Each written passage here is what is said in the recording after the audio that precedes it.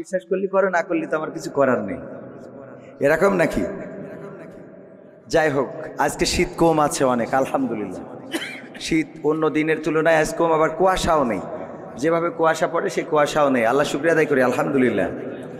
ইন্নাল হামদালিল্লাহি নাহমাদুহু ওয়া নাস্তাঈনুহু ওয়া নাস্তাগফিরুহু ওয়া নু'মিনু বিহি ওয়া নাতাওয়াক্কালু আলাইহি ওয়া নাউযু বিল্লাহি মিন শুরুরি আনফুসিনা ওয়া মিন সাইয়্যাতি আ'মালিনা من يهده الله فلا مضل له ومن يضلله فلا هادي له ونشهد أن لا إله إلا الله ونشهد أن سيدنا محمدا عبده ورسوله الذي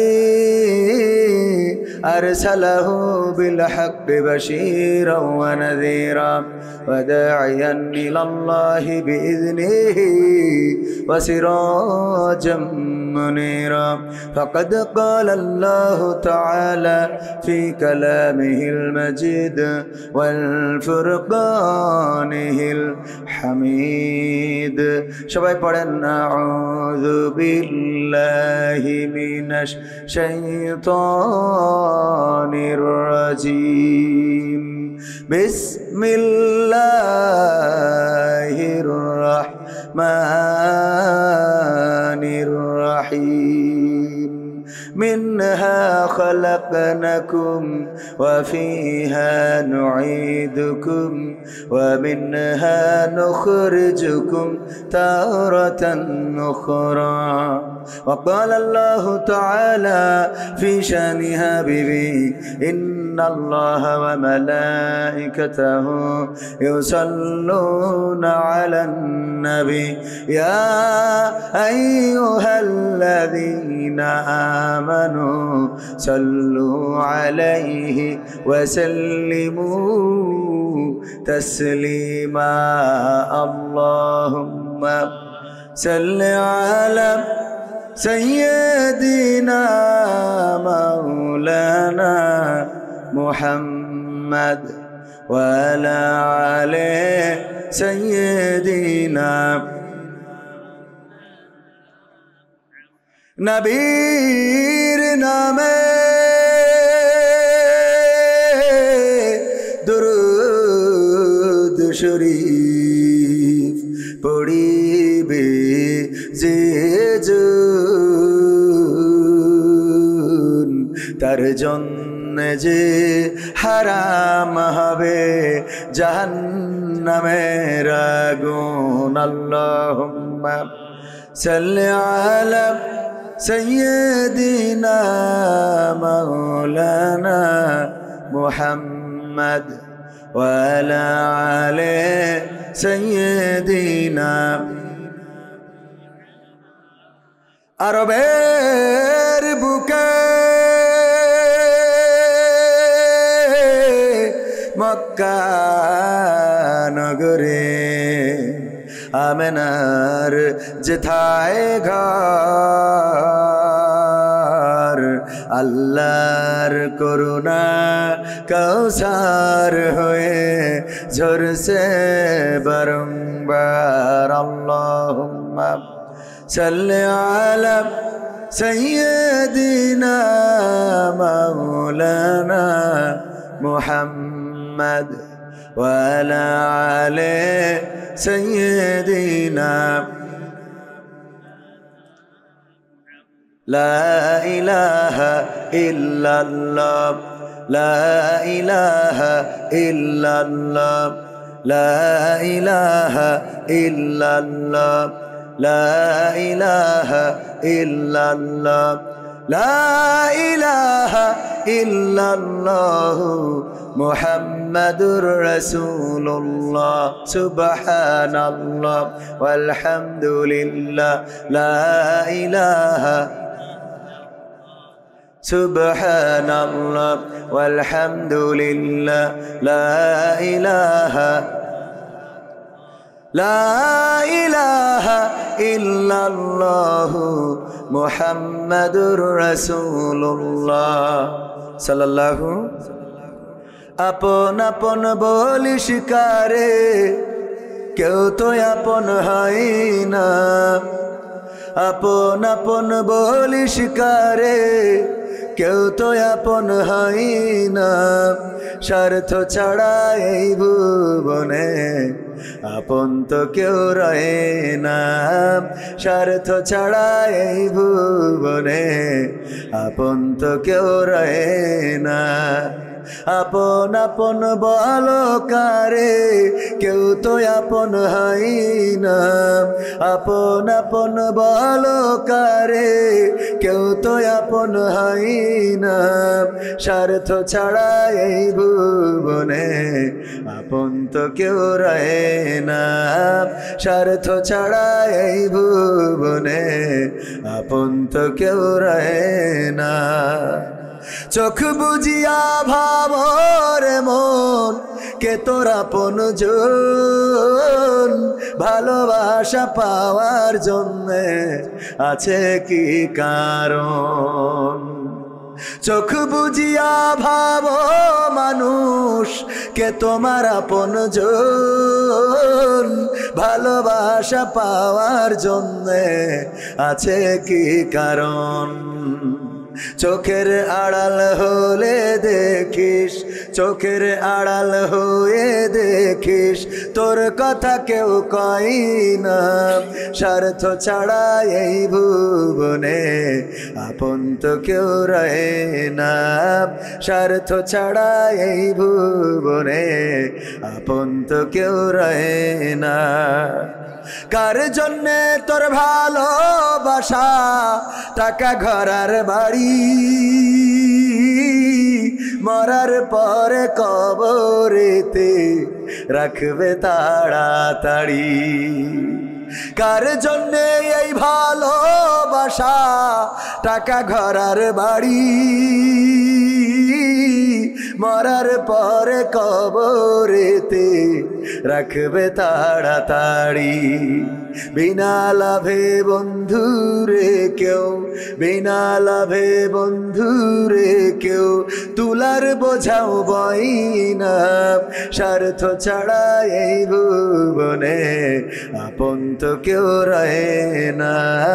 স্বার্থ ছাড়া এই ভুবনে আপন তো কেউ রয়ে না। আপন আপন বলো কারে, কেউ তো আপন হয় না। আপন আপন বলো কারে, কেউ তো আপন হয় না। স্বার্থ ছাড়া এই ভুবনে আপন তো কেউ রয়ে না। স্বার্থ ছাড়া এই ভুবনে আপন তো কেউ রয়ে না।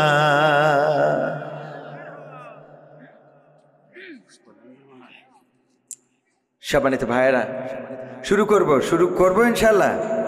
আপনারা শুনতে রাজি আছেন?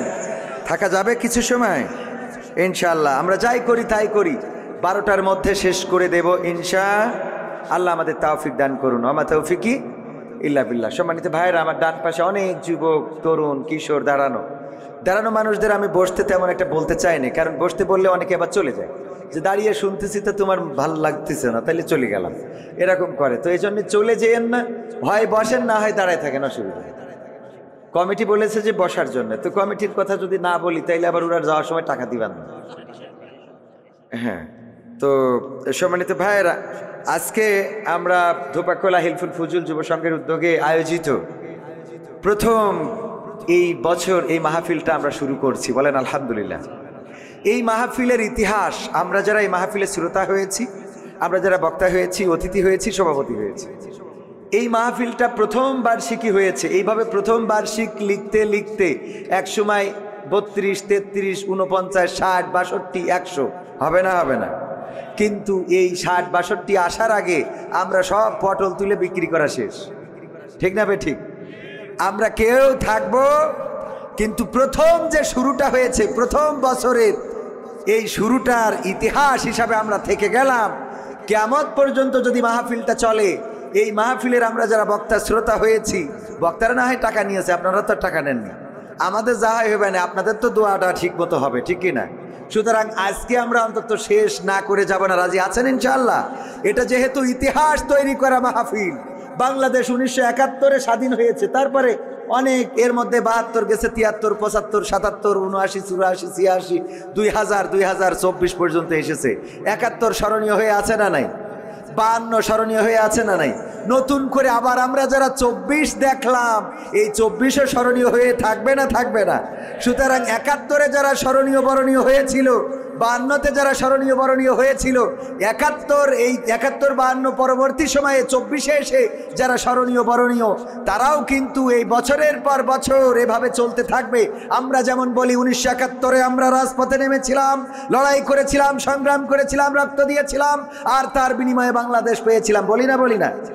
একইভাবে বলা হবে 2024-এ আমাদের ভাইয়েরা রক্ত দিয়েছিল, জীবন দিয়েছিল, শহীদ আবু সাইদ শহীদ হয়েছিল, শান্তমুগ্ধ তারা জীবন দিয়েছিল, ইয়ামিন রক্ত ঝরিয়েছিল, বাংলাদেশের হাজার মানুষ শহীদ হয়েছিল, অসংখ্য সহস্র আহত নিহত হয়ে এই বাংলাদেশ একটি সুন্দর সুখী সমৃদ্ধশালী বাংলাদেশ গড়ার জন্যে, স্বাধীনতা সার্বভৌমত্ব টিকিয়ে রাখার জন্যে 2024-এ বাক স্বাধীনতা ফিরিয়ে এনেছিল।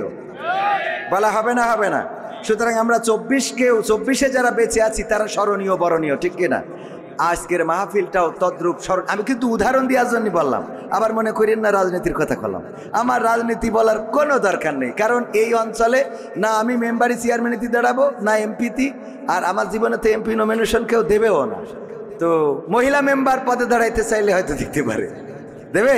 তাও দেবে না। আপনারা তো হাসলেন, তার মানে দেবে না, তার মানে দেবে না, বোঝা হয়ে গেছে। তো আজকের এই মাহফিলে যারা এসেছেন, আল্লাহ যাদেরকে কবুল করেছেন কিয়ামত পর্যন্ত দোয়া পাবেন। কারণ 52তম মাহফিলে এসে বলবে, আল্লাহ এই মাহফিল যারা শুরু করেছিল আজ পর্যন্ত চলমান, তুমি তাদেরকে আল্লাহ কবরে সওয়াব পৌঁছে দাও, অথবা জান্নাতের বাগান বানাও, অথবা ক্ষমা করে দাও। 20 বছর, 50 বছর, 60 বছর, 100 বছর পরে আমাদের সন্তানেরাও আমাদের জন্য দোয়া করবে না, কিন্তু এই মাহফিলে দোয়া হবে। সুবহানাল্লাহ।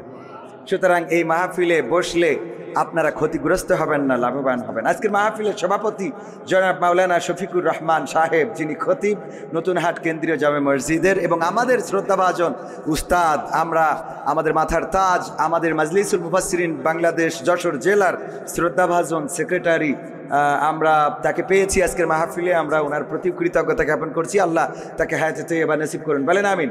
আলোচনা করেছে, এছাড়া বিশেষ মেহমান হিসাবে আসন অলঙ্কৃত করেছেন আমার পাশেই বসা, একাধিকবার নির্বাচিত হয়েছেন চেয়ারম্যান হিসাবে, গণমানুষের নেতা, জননন্দিত জনপ্রিয় জননেতা, আমাদের প্রিয় মুহতারাম শ্রদ্ধাভাজন জনাব মোহাম্মদ সিরাজুল ইসলাম সাহেব, সাবেক চেয়ারম্যান আরবপুর ইউনিয়ন পরিষদের, এবং আল্লাহ যদি কবুল করেন আগামীতেও ইনশাআল্লাহ আমরা নেতৃত্বে তাদেরকে পেতে চাই না, ভালোর সাথে যারা থাকবে আমরা তাদেরকে পেতে চাই। কিন্তু ভালোর থেকে যদি বিচ্যুতি ঘটে, সে যদি জামাতেরও হয়, তাও তার পক্ষে আমরা বলেন আছি নাই।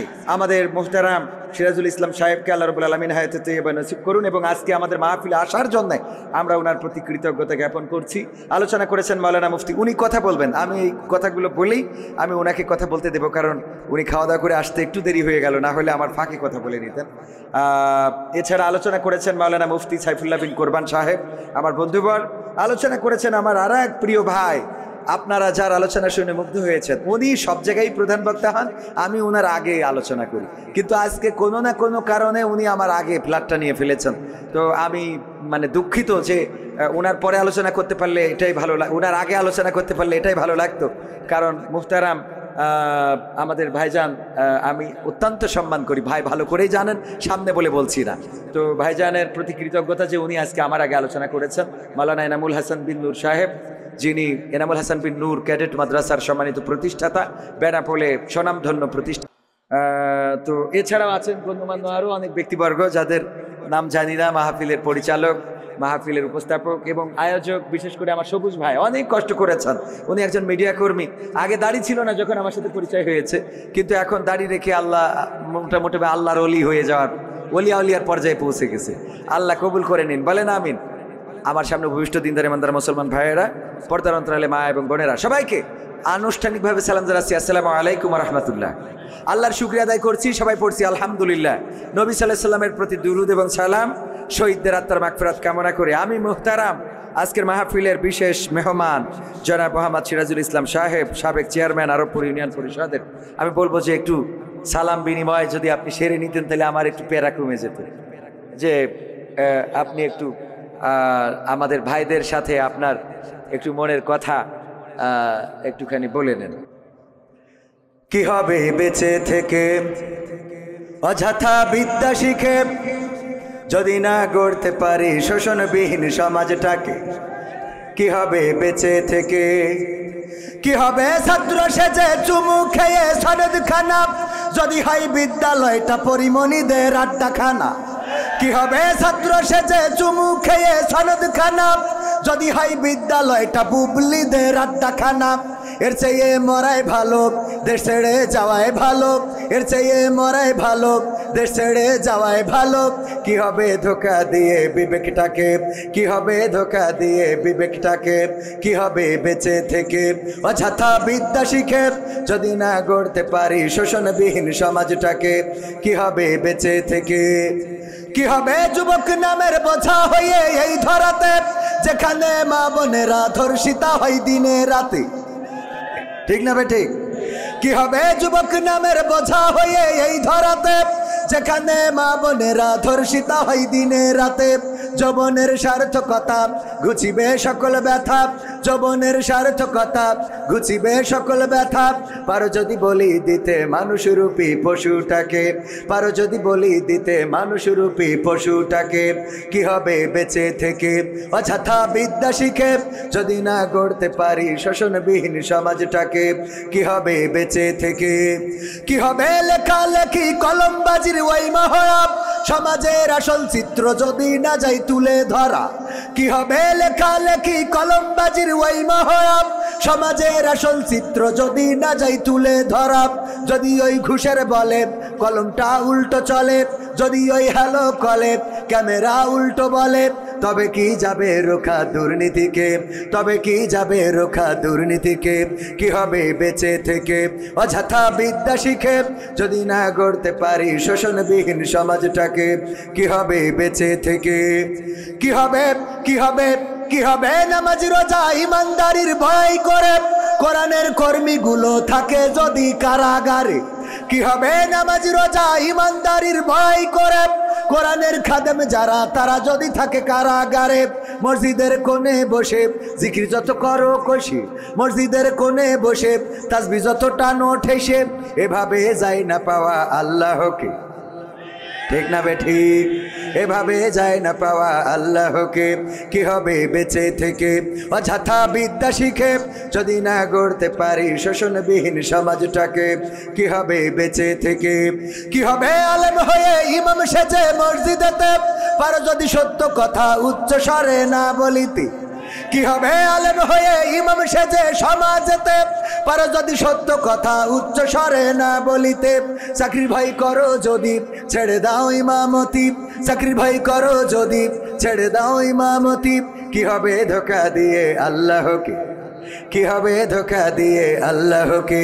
কি হবে বেঁচে থেকে অযথা বিদ্যা শিখে যদি না গড়তে পারি শোষণবিহীন সমাজটাকে? কি হবে বেঁচে থেকে? কি হবে নেতা হয়ে জনবলে ঘর ফুলিয়ে দড়া টানা গরম দেখে যদি থাকো ঘরে শুয়ে? পালাবো না পালাবো না, কিন্তু নেত্রী চলে গেলে আমাদেরও দেখা পাওয়া যাবে না। ঠিক না বেঠে? কি হবে পুরুষ হয়ে জন্ম নিয়ে বাংলাদেশে যদি যাই ক্ষমতাটা ঘুরে ফিরে নারীর হাতে?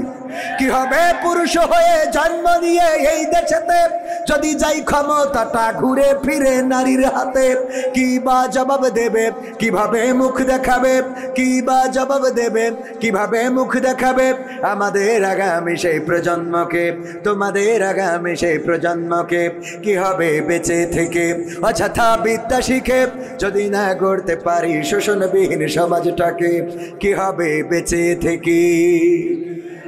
ঠিক না বেঠে? কথাগুলো আমার লেখা নয়, মরহুম আইনুদ্দিন আল্লাহ জাদ রাহিমাহুল্লাহ আমার উস্তাদ কলরবের প্রতিষ্ঠাতা, তার লেখা। তিনি চলে গিয়েছেন পৃথিবী ছেড়ে। আজ 14 বছর হয়ে গেল। 2010 সালে কোনো এক মাহফিল থেকে ফেরার পথে অ্যাক্সিডেন্ট অথবা পরিকল্পিতভাবে যেভাবেই হোক পৃথিবী থেকে বিদায় নিয়েছিলেন। তার মানে 2010-এ বিদায় নিয়েছেন, গানটা তারও আগে লেখা। ঠিক না ঠিক? আগে মানে কি, এটা 2000 সালের দিকে লেখা। 2000 সাল কিংবা 1999 সাল, সেই সময়ের গান এখনো গাইলে মনে হয় গতকালকে লিখেছে। ঠিক না ঠিক? কারণ এখনো সমাজের পরিবর্তন হয় নাই, এখনো শোষণ মুক্ত সমাজ আসে নাই।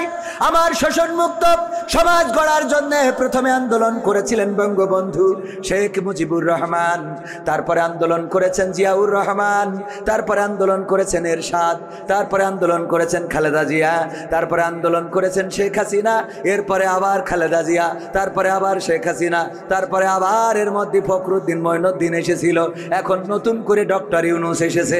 এখনো বাংলাদেশ শোষণ মুক্ত হয় নাই। আজকেও পত্রিকার নিউজ, আমার এক আল্লাহর ওলি, আমাদের আল্লাহর ওলি, দেখেন দলের নাম না বলে তো উপায় নেই, সাংবাদিকরা বলেছে আমার দোষ না। যুবলীগের এক আল্লাহর ওলি ব্রাহ্মণবাড়িয়ায় একজন নারীকে হত্যার পরে তার লাশটা একটা পরিত্যক্ত ঘরের মধ্যে নিয়ে গর্তের মধ্যে ঢুকায়ে পুড়াইয়ে দিচ্ছিল। ধরা পড়েছে না পড়ে নাই? নারীদেরকে পুড়াইয়ে দিচ্ছে, লাশ মাথাটা পুকুরের মধ্যে ফেলানো। অ্যারেস্ট হয়েছে বিশেষ দলের লোক। ওই দলের লোক বলেই বলছি না, এমন অপরাধ বিএনপি জামাত জাসদ বাসদেও করতে পারে না, পারে না। তবে তুলনামূলকভাবে আল্লাহর ওলিদের একটু বেশি লোক আছে না নাই? অপরাধ করার মাত্রা বেশি না কম? এই অপরাধ এখনো মুক্ত হয় নাই। যদি জামাতেও থাকে আমরা প্রতিবাদ করব। কথা আগে বুঝে নেবেন, তারপরে লাভ দেবেন। যদি ধর্ষণ করে, আমার বাড়িতে যদি ধর্ষণকারী ধর্ষণ করে, আমি জামাত করার কারণে জামাতের কোনো নেতা যদি ধর্ষণ করে মানব নাকি? আপনি আওয়ামী লীগ করার কারণে কোনো যুবলীগ যদি ধর্ষণ করে মেনে নেবেন নাকি? কত করে মেনে নেব? সুতরাং এই বাংলাদেশে যদি কোথাও অন্যায় হয়, অনাচার হয়, পাপাচার হয়, কদাচার হয়, খুন হয়, গুম হয়, হত্যা হয়, তার বিরুদ্ধে প্রতিবাদের দরকার আছে না নাই? আল্লাহর নবী যখন এসেছিলেন, বিশ্ব নবী, সেই সময় মক্কায় কাফেরদের, যারা মক্কায় বসবাস করতেন, তাদের খাওয়ার অভাব ছিল। কতখানি খাওয়ার অভাব ছিল? খাওয়ার অভাব ছিল না। তখন কাফেরদের পড়ার অভাব ছিল না, তখন কাফেরদের অন্য কোনো অভাব ছিল না। কিন্তু ওই সমাজে যেটার অভাব ছিল, সেটা নীতি নৈতিকতার, সেটা আদর্শের, সেটা ব্যবহারের, সেটা চরিত্রের, এই অভাবগুলো ছিল। আল্লাহ রাসূল সাল্লাল্লাহু আলাইহি সাল্লাম যখন দেখলেন সব চলে, কিন্তু এই সমাজে এই সব কিছুর মধ্য দিয়ে যেটা চলে, ওই কাবাটা তাওয়াফ করতেন উলঙ্গ হয়ে। ঠিক না ঠিক? তারা কাবাও তাওয়াফ করতো, করতো না করতো না? কথা কয় না। হজ করতো না করতো না? এ ভাই, আপনারা জানেন না হজ করতো কিনা? আপনারা মনে হয় এই আজকে প্রথম হজ শুনতেছেন।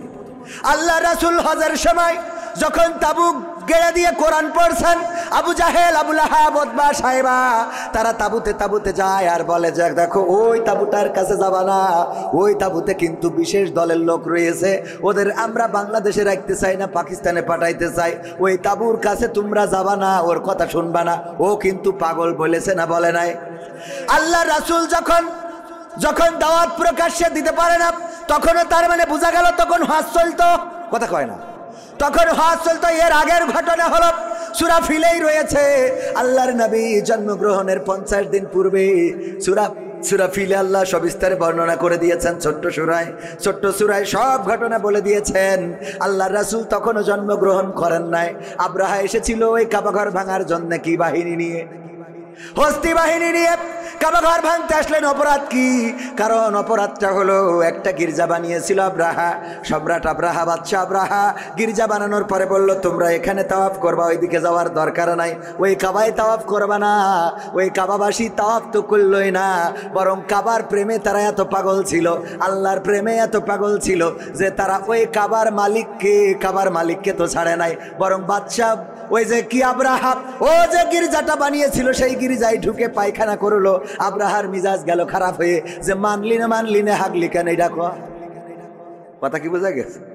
মানিস নি ভালো কথা, এখানে পায়খানা করে গেলি কেন?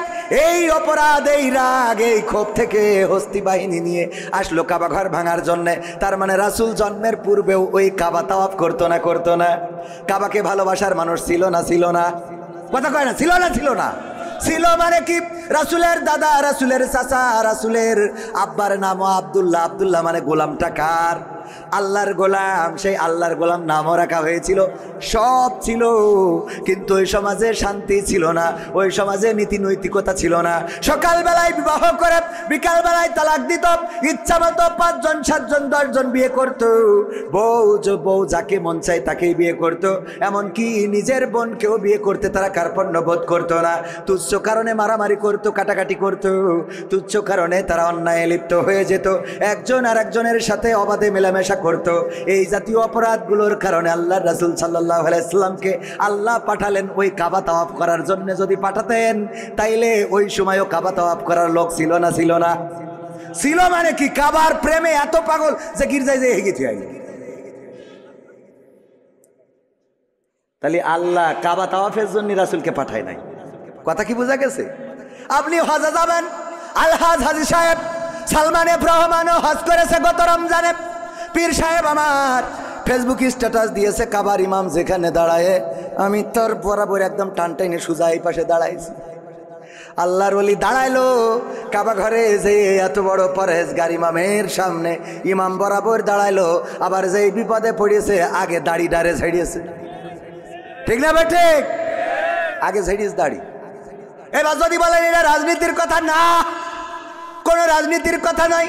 আমার কোনো জামাতের নেতা ডাক্তার শফিকুর রহমান, আমার ডাক্তার শফিকুর রহমান তো আমিরে জামাত, কিন্তু উনি হলেন আমাদের আর এক শফিকুর রহমান, আমাদের সেক্রেটারি সাহেব। উনি যদি গতকালকে দাড়ি কামায়, বলেন দেখি জামাত করার কারণে আপনাদের নতুন হাট জামে মসজিদে খুতবা দিবেন কি? খুতবা দিতে দিবেন কে কে? হাত উঁচু করেন। একজনও দেবেন? দেবেন মানে কাটি খুলি দেবেন। দাড়ি যখন কাটিছি আরো কিছু কাটবো। ঠিক না বে? ঠিক। তার মানে আমরা কিন্তু নেতা হিসাবে, দল হিসাবে বললাম না, আমরা কি হিসাবে বললাম? আল্লাহ রাসূলের সুন্নাতের এমন অবমর্যাদা মানা যায় না? মানা যায় না। ও আমার ভাইয়েরা, আমরা কথা বলার সময় কথা অনেকেই শোনে না, আগের থেকে লাভ দিয়ে ওঠে। ওই যে আগের দিন বোঝানোর চেষ্টা করেছিলাম, দত্তপাড়ায় স্যার বললো কবিতা লিখে নিয়ে আসবা, কবিতা দেখবো কে ফার্স্ট হয়। কবিতা লিখে এনেছে ছাত্র, বলছে ঠিক আছে তুমি পড়ে শোনাও। বলছে চোখের জল উঠিয়াছে কপালে। বলছে তুই একেবারে জিরো, তো স্কুলতে বের করে দেওয়ার দরকার। কেন? এই চোখের জল কোনোদিন কপালে ওঠে? তোর লেখাপড়া হইলো এটা? এ কোন ধরনের কবিতা লিখেছিস? স্যার চোখের জল কি কপালে যায় না? বলছে না। কিভাবে যায়? চোখের জল কিভাবে যায়? তোর কবিতা হয়নি বাদ। বলছে বললাম তো এক লাইন, এর এই শুনেই ফাল পড়া শুরু করেছেন। পরের লাইনটা শোনেন কি বলতেছে, পা দুটো বাঁধা ছিল কদমের ডালে। পা যদি উল্টো করে বাঁধা থাকে তাহলে চোখের জল তো কপালেই আসে। ঠিক না বেঠে?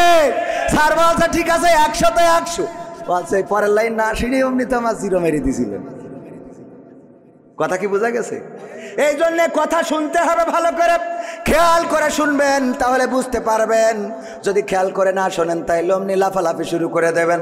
আমার আল্লাহ বললেন, ইয়া আইয়ুহাল্লাযীনা আমানু, ইয়া আইয়ুহাল্লাযীনা আমানু লিমা তাকুলুনা মা লা তাফআলুন। কথাটা কার? অর্থটা কি? আল্লাহ বললেন, ও ইমানদারেরা শোনো, আল্লাহর ওলিরা, পরহেজগারেরা শোনো, তোমাদের বলি শোনো, এমন কথা তোমরা কেন বলো যা তোমরা কাজে পরিণত করো না। আল্লাহ এর পরের আয়াতে বলছে, কাবুরা মাকতান ইনদাল্লাহি আন তাকুলু মা লা তাফআলুন। আল্লাহর কাছে এটা অত্যন্ত অপছন্দের, অত্যন্ত ঘৃণার যে তোমরা মুখে যা বলো কাজে তা পরিণত করো। কথা কয় না?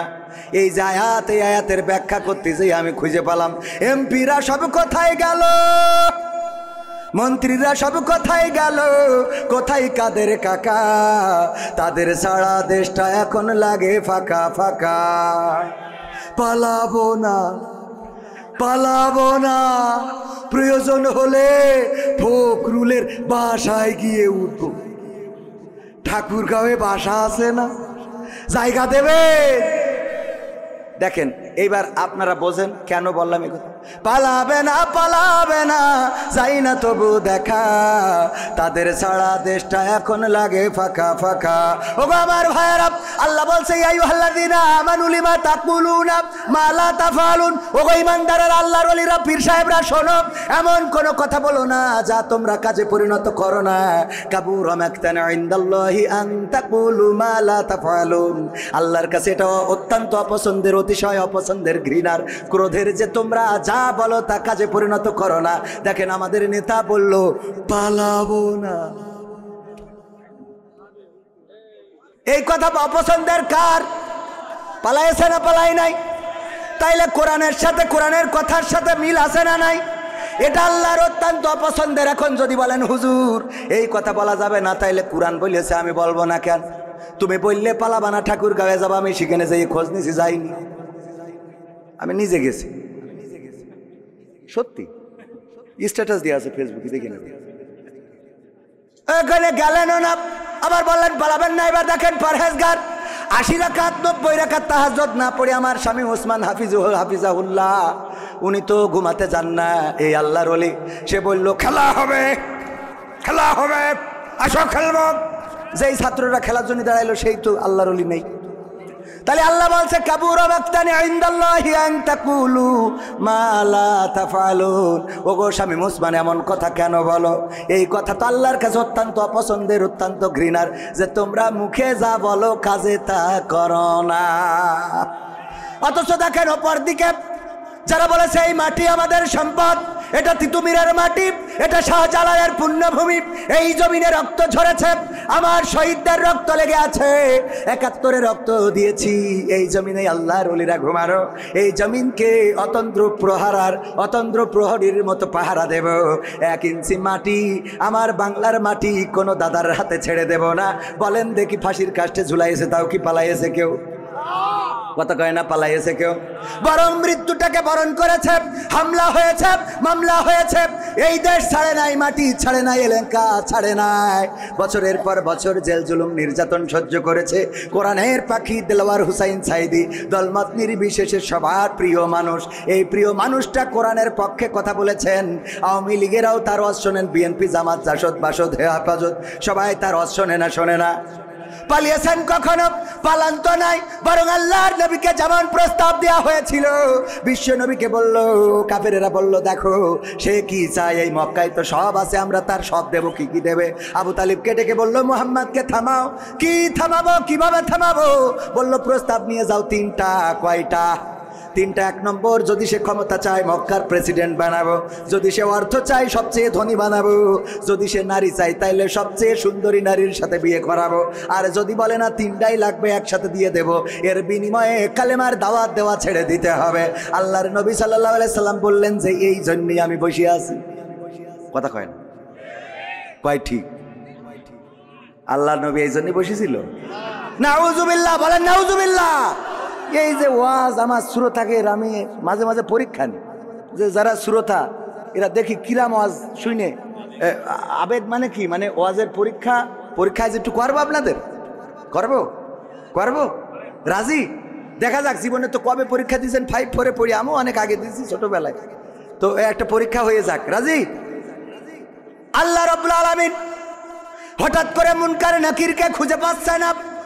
আরে বাবা কি বিপদ, কত মানুষ মারা গেছে, কবরে যে সওয়াল করতে হবে, আর সেই সওয়ালের জবাব দেবে মানুষেরা। মান রব্বুকা ওমান দিনুকা ওমান নবিয়ুকা, তোমার রবকে, তোমার দিন কি, তোমার নবীকে। কিন্তু মুনকার নাকির তো হারাই গেছে, খুঁজে পাচ্ছে না।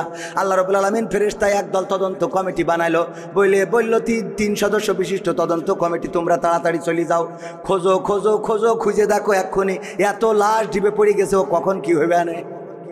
ওরে বাবা এই পৃথিবীতে খুঁজে পায় না। হঠাৎ করে দেখে বাগদাদে আব্দুল কাদের জিলানির কবরে মুনকার নাকিরের হাত পিছনে নিয়ে পিঠ মোড়া দিয়ে বাইন্ধে রেখেছে। আল্লাহর কাছে যেয়ে বলল, আল্লাহ মুনকার নাকিরের খুঁজে পাবো কি করে? আল্লাহ ওই যে বাগদাদে দেখলাম তোমার এক বান্দার কবরে পিঠ মোড়া দিয়ে বাইন্ধে থুয়ে দিয়েছে। আল্লাহ বলছে যা ওই বান্দার কাছে জিজ্ঞাসা করো তার দাবিটা কি জন্য বান্ধেছে, কি করলি ছাড়বে, তাড়াতাড়ি করে ছেড়ে দিতে বলো। এসে জিজ্ঞেস করছে, আল্লাহর বান্দা তুমি কে? আমি আব্দুল কাদের জিলানি। কেন বেঁধে রেখেছ? এই দুইজন আমাদের দুইজন মুনকার নাকির ফেরেশতা সারা দুনিয়ায় কত লাশ দেড়ি পড়ে গেছে, কখন প্রশ্ন করবে? আল্লাহ বলল ছেড়ে দিতি, কয় না ছাড়া হবে না, ছাড়া হবে না। অপরাধ কি তাদের? অপরাধ হলো আমার কবরে ঢুকেছে কিন্তু সালাম দিয়ে প্রবেশ করে নাই, এই জন্যে বেঁধে রেখেছি। এখন কি করতে হবে? এখন কি করতে হবে? আল্লাহর কাছে যেয়ে বলো এই অপরাধে বেঁধে রেখেছি। আল্লাহর কাছে যেয়ে ফেরেশতারা বলেছে আল্লাহ আব্দুল কাদের জিলানী সালাম দেয় নাই অপরাধে, তাদের হাত পিছনে দিয়ে হাত করা, ওই যে হাত মুড়া দিয়ে একেবারে কায়দা করে বেঁধে রেখেছে, ছাড়বে না।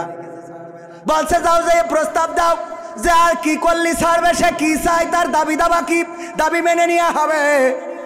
তখন আব্দুল কাদের জিলানির কাছে এসে ফেরেশতারা বলতেছে ও আব্দুল কাদের জিলানি, আল্লাহ পাঠিয়েছে, কোন দাবি আছে আপনার, সেই দাবি আল্লাহ পূরণ করে দেবে।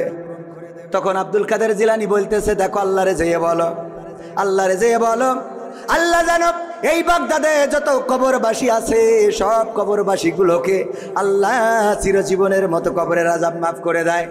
এই কথা যখন ফেরেশতারা যেয়ে বলেছে ওগো আল্লাহ আব্দুল কাদের জিলানী গোটা বাগদাদে যত কবরবাসী আছে সব কবরকে ক্ষমা করে দিতে বলেছে, আর কোনো কবরে আযাব দেয়া যাবে না।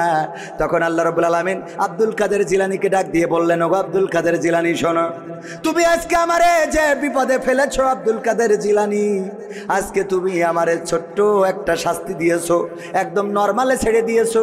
অথচ তুমি যদি বাগদাদ না বলে, তুমি যদি বলতে মাশরিক থেকে মাগরিব পর্যন্ত যত মানুষ এই পৃথিবীতে চিরজনমের মতো বিদায় নিয়েছে আর কিয়ামত পর্যন্ত যারা বিদায় নিয়ে চলে যাবে তাদের ক্ষমা করে দাও। আমি আল্লাহ বাধ্য হয়ে গেছিলাম ক্ষমা করার জন্যে, তবে তুমি শুধু বাগদাদের মানুষের ক্ষমা চেয়েছো, আমি আল্লাহ ক্ষমা করে দিলাম। বলেন সুবহানাল্লাহ। সুবহানাল্লাহ বলেছেন কয়জন? হাত তোলেন। নারায়ে তাকবীর। বলেননি কয়জন? নারায়ে তাকবীর। এবার আপনারা বলেন কারা ফেল কারা পাস? এই ফেরেশতার বান্ধার মতো শক্তি, হ্যাঁ? পরীক্ষা বইলে কয়ে নিলাম তাও ফেল, হ্যাঁ? আল্লাহরে বিপদে ফেলার মতো শক্তি কারো আছে? নাউজুবিল্লাহ বলবেন না? বলেন নাউজুবিল্লাহ। মানে সুর দিয়ে বললে ওরে বাবা সুবহানাল্লাহ পড়ার জন্য মনটা আকুপাকু করে, ঠিক না বেঠিক? ও আল্লাহ হুজুর কত সুন্দর করে রে। এই ওয়াজ শুনে সুবহানাল্লাহ পড়লেন ভাইরা আমার। আকলটারে কাজে লাগাতে হবে, বিবেকটারে কাজে লাগাতে হবে। আল্লাহর নবীর স্ত্রী বিবি খাদিজা রাদিয়াল্লাহু তাআলা আনহা ইন্তেকালের সময় বললেন ওগো নবী গো আপনার কাছে তিনটা আবদার রাখবেন কিনা? বলেন। আল্লাহর নবী ডানে তাকায় বামে তাকায় আকাশের দিকে তাকায়। যখন আল্লাহর নবী সিগন্যাল পাইলেন যে ঠিক আছে খাদিজা যে অনুরোধ করে অনুরোধটা রাখার জন্য জবানটা দাও, আল্লাহর নবী বললেন ওগো খাদিজা বলো দেখি তোমার কি চাওয়া? বিবি খাদিজা রাদিয়াল্লাহু তাআলা আনহা বললেন ওগো নবী গো আমার চাওয়া হলো আমার মৃত্যুর পরে আপনি আমার কাফনের কাপড় আপনার জামা দিয়ে আপনার কাপড় দিয়ে জড়িয়ে দিবেন। 2 নম্বর দাবি হলো গো নবী আপনার আল গাগা দিয়ে আমার ওই কবরে একটু গড়াগড়ি দিবেন। 3 নম্বর দাবি হলো নবী গো আমার বড্ড ভয় হয় মুনকার নাকির যখন এসে প্রশ্ন করবে মান রব্বুকা ওয়া মান দীনুকা ওয়া মান নাবিয়ুকা, তোমার রবকে তোমার দিন কি তোমার নবীকে ছিল, আমি জানি না ওই কবরে প্রশ্নের উত্তর ঠিকমতো দিতে পারবো কিনা, আমি ভয় পেয়ে হয়তো প্রশ্নের উত্তর ভুলে যেতে পারি। ওগো আল্লাহর নবী আপনার কাছে দাবি হলো আপনি আমার কবরের কাছে দাঁড়াবেন, আর যখন মুনকার নাকির সওয়াল করার জন্য আসবে আপনি আমার পক্ষ থেকে জবাবটা দিয়ে দিবেন, এইটাই আপনার কাছে আবদার। আল্লাহর নবী বললেন কেন এমন আবদার করলে ওগো খাদিজা? খাদিজা রাদিয়াল্লাহু তাআলা আনহা বললেন ওগো নবী গো আমার আবদারটা এই জন্যে আমি বড্ড ভয় পাই কবরের আযাবের, না জানি কবর আমার সাথে কিরূপ আচরণ করে। আপনার গায়ের জামা যদি আমার কাফনের কাপড় হয় তাইলে আমি বিশ্বাস করি হয়তো কবর আমার সাথে বেয়াদবি করবে না। যদি আপনি আমার কবরে একটু গড়াগড়ি দেন বিশ্ব নবীর দেহ মোবারক ওই কবরের মধ্যে পড়েছিল ওই কবর হয়তো বেয়াদবি করবে না। আর আপনি যদি মুনকার নাকিরের প্রশ্নের জবাবটা দিয়ে দেন ওগো নবী তাইলে আমার আর কোনো ভয় থাকলো না। আপনি বলেছেন কবরটা হলো প্রথম গেট, এই গেটে যে পার পেয়ে যায় সে বাকি গেটগুলোই পার পেয়ে যাবে, কিন্তু এই গেটে যদি কেউ আটকা পড়ে যায় তার বিপদের শেষ নাই। ওগো নবী আমি ওই গেটটাকে ভয় পাই, ওই গেটটাকে ভয় পাই। ওসমান রাদিয়াল্লাহু তাআলা আনহু যখন জান্নাতুল বাকিতে যেতেন কবরের কাছে দাঁড়াতেন আর চোখের পানি ছেড়ে দিতেন। আল্লাহর নবীর সাহাবীরা প্রশ্ন করলেন ওগো ওসমান কোনো জায়গায় তোমার এত চোখের পানি ছাড়তে দেখি না, অথচ যখন জান্নাতুল বাকিতে কবরের কাছে আসো তখন তোমার চোখ থেকে পানিগুলো ঝরতে থাকে, দাড়ি ভিজে ভিজে টপ টপ করে পড়তে থাকে। কারণটা কি? ওসমান রাদিয়াল্লাহু তাআলা আনহু বললেন, তোমরা কি বিশ্ব নবীর মুখে শোনো না, এই কবর হলো প্রথম গেট, এই গেট থেকে যে পার পাবে সে সব জায়গায় পার পাবে, আর এই গেটে যদি কেউ আটকা পড়ে যায় তাইলে তার পার পাওয়ার স্বপ্নটা চূর্ণ বিচূর্ণ হয়ে যাবে। এই জন্য কবরের কাছে যখন আসি তখন নিজের চিন্তা হয়, আরে কবরে আমি পার পাবো নাকি পাবো না। ও আমার ভাইরা, আল্লাহর নবীর সাহাবী ওসমান গনি, আল্লাহর নবীর জামাতা, দুই মেয়েকে জিন্নুরাইন, দুই মেয়েকে পেয়েছেন। দুই মেয়ের আল্লাহ রাব্বুল আলামিনের দুই মেয়েকে বিবাহ করার সুযোগ পেয়েছিলেন ওসমান রাদিয়াল্লাহু তাআলা। সেই সাহাবীও কান্নাকাটি করেন। খাদিজা রাদিয়াল্লাহু তাআলা আনহা এমন একজন ব্যক্তি, একদিন আল্লাহর নবী এবং জিবরাইল আলাইহিস সালাম বসে আছেন। হঠাৎ করে জিবরিল বললেন, ওগো নবী, আমার যাওয়ার সময় হয়ে গেছে, কেন চলে যাবেন? আমি দেখতে পাচ্ছি বিবি খাদিজা আপনার জন্য খাবার নিয়ে আসছে, ওগো নবী আমি এখন চলে যাব। তবে যাওয়ার আগে বলে দিতে চাই, ওগো নবী, বিবি খাদিজা আসার পরে দুইটা সুসংবাদ দেবেন। একটা হলো বলবেন, আমি জিবরাইল আলাইহিস সালাম, আমি বিবি খাদিজাকে সালাম জানিয়েছি এবং আল্লাহ রাব্বুল আলামিন স্বয়ং বিবি খাদিজাকে সালাম বলেছেন। বলেন সুবহানাল্লাহ। আল্লাহর নবীর কাছে যখন বিবি খাদিজা আসলেন, আল্লাহর নবী বললেন, ওগো খাদিজা, তোমার জন্য আজকে দুইটা সুসংবাদ। একটা হলো ফেরেশতা জিবরাইল তোমাকে সালাম বলেছে, আর একটা হলো স্বয়ং আল্লাহ রাব্বুল আলামিন তোমাকে সালাম দিয়েছেন। আল্লাহর নবীর স্ত্রী খাদিজা রাদিয়াল্লাহু তাআলা আনহা বললেন, ওগো নবী, ফেরেশতা জিবরাইলের সালামের জবাব তো আমি দিতে পারি, এই সালামের জবাবটা আমি দিলাম, কিন্তু আল্লাহর নবী, আল্লাহ রাব্বুল আলামিনের সালামের জবাবটা কেমন করে দিতে হয় এটা জানি না, এই সালামের জবাবটা আপনি আমার পক্ষ থেকে দিয়ে দেন। এমন একজন রমণী, সে মৃত্যুর সময় চিন্তা করছে, হারে যদি মারা যায় কবর আমার সাথে কেমন আচরণ করবে। এই ভয়ে আল্লাহর রাসূলকে বললেন, আল্লাহর রাসূল, আপনি দাঁড়িয়ে আমার ফেরেশতার জবাবটা দিয়ে দেবেন। আল্লাহর রাসূল ইন্তেকালের পরে দাফন কাফন শেষ করার পরে দাঁড়িয়ে রইলেন। সবাই চলে গেল, আল্লাহর রাসূল দাঁড়ানো, কারো সাহস নেই ডাকার। হাসান হুসাইন, আল্লাহর নবীর ফাতেমা, কন্যা ফাতেমা কান্নাকাটি করে। সম্ভবত তখন হাসান হুসাইন হয় নাই, আমার জানা নাই। আমি হাসান হুসাইন বলতে গেছি, এটা আসলে ফাতেমা রাদিয়াল্লাহু তাআলা আনহার নাম বলতে যে ওই নাম চলে এসেছে। নবীর কন্যারা কান্নাকাটি করে। ফেরেশতা জিবরাইল এসে বললেন, আল্লাহর নবী, আপনি তাড়াতাড়ি করে বাড়িতে যান, আপনারা আহলবর্গকে সান্ত্বনা দেন। বিবি খাদিজাকে হারিয়ে কান্নাকাটি করে তার সন্তানেরা, যে তাকে সান্ত্বনা দেন। আল্লাহর নবী বললেন, ওগো জিবরাইল, তুমি তো এসেছো, এখনো তো মুনকার নাকির আসে নাই। আমার পরে ওসিয়াত, খাদিজা বলেছে মুনকার নাকির আসলে আমি যেন তার প্রশ্নের জবাব দিয়ে দেই, এখনো পর্যন্ত আসলো না, আমি দাঁড়িয়ে আছি। ফেরেশতা জিবরাইল বললেন, ওগো নবী, আপনি বাড়িতে যান। যেই খাদিজা কবরের মুনকার নাকিরের প্রশ্নের জবাবের এত ভয় পেয়েছে, আল্লাহ রাব্বুল আলামিন আরশে আজিম থেকে ওই খাদিজার হয়ে সকল প্রশ্নের জবাবটা করে দিয়েছেন। বলেন সুবহানাল্লাহ। এমন এমন সাহাবীরা কবরকে ভয় পেত। আর আব্দুল কাদের জিলানী রাহিমাহুল্লাহ, তিনি একজন আল্লাহর ওলি, এটা ঠিক আছে, কিন্তু তার কবরে সালাম দেয় নাই বলে হাত মুড়া দিয়ে বেঁধে রেখেছে। কেন দাফন কাফন করার সময় কি দড়ি দিছিল সাথে? এইটুকু তো চিন্তা করা লাগে, কথা কয় না। যাই হোক, ফেল করাতে কোনো অসুবিধা নেই। আমাদের দোষটা কি? সুর দিয়ে আমিও ফেল করেছিলাম। এই অজদিন আমার অ্যাডভোকেট এনামুল হক মুহতারাম চাচা যান, উনি আমার মাদ্রাসায় পাল্লা মোকামতলায়, তখন আমরা ছোট, উনি বললেন আমি একটা পরীক্ষা নেব। তো উনি একটা পরীক্ষা নিয়েছিলেন, অবশ্য ওয়াজটা করেছিলেন অন্য ভিন্ন আর একটা ঘটনা বলেছিলেন। সেই ঘটনায় যে দম করে জীবন দিয়ে দিল, দম করলো, একজন কান্নাকাটি করতেছে লাশ নিয়ে, যে আমার সন্তান মারা গেছে, স্বামী মারা গেছে। এই একটা পুতা ছেলে, আমাদের যশোরের ভাষায়, অন্য দেশের ভাষায় নাতি বলে, যে আমার নাতিটা বেঁচে ছিল, তাও আল্লাহ নিয়ে গেল। তখন পীর সাহেব একটু দম করলেন, তারপরে ফু দিলেন, তো দাঁড়িয়ে গেল। বলেন সুবহানাল্লাহ। হ্যাঁ, তাও সুবহানাল্লাহ বলেছি। আমরা ওই দিন সুবহানাল্লাহ বলেছিলাম, এর জন্য ফেল করেছিলাম। আমরা ওয়াজ শুনবো, কিন্তু বুঝে শুনে হাত উঁচু করবো, মনে থাকবে? সুবহানাল্লাহ, আলহামদুলিল্লাহ কোন জায়গায় বলতে হয় এগুলো যদি না বুঝি, ওই যে উদাহরণ দিতে যেয়ে মাঝে মাঝে প্রায়ই বলি, এখন যে টাকা কালেকশন করতেছে, দত্তপাড়ায় বলেছিলাম যে 50,000 টাকা দেওয়ার মতো কেউ কি আছেন? কেউ কথা বলে না। হুজুর সুদ দিয়ে বলার একজন তো জিম আছে। হুজুর বলছে 50,000 টাকা দেওয়ার মতো কোন আল্লাহর ওলি আছেন নাকি? আমি দোয়া করে দেব। বলেন হাত উঁচু করেন। কেউ হাত উঁচু করে না, দোয়া করব বাপ দাদা দাদা দাদি নানা নানি 14 গোষ্ঠী যেন জান্নাতে থাকে। কেউ হাত তোলে না, তোলে না, তোলে না। এবার হুজুরির হয়ে গেছে রাগ, সুর দিয়ে বাদ দিয়ে এবার চিল্লাইনো শুরু করে দিয়েছে। 50,000 টাকা দেওয়ার মতো এই ধোপা খোলায় একজনও নাই, হাত উঁচু করেন। মানে ঘুমেতে উঠে হাত উঁচু করেন শুনে, ধমক শুনে হাত উঁচু করে বসে আছে। বলছে নাম কি? ওবায়দুল কাদের। আল্লাহ ওবায়দুল কাদের 50,000 টাকা করলো দান, তুমি বাড়িয়ে দাও, সম্মান নিয়ে খায়াত দাও।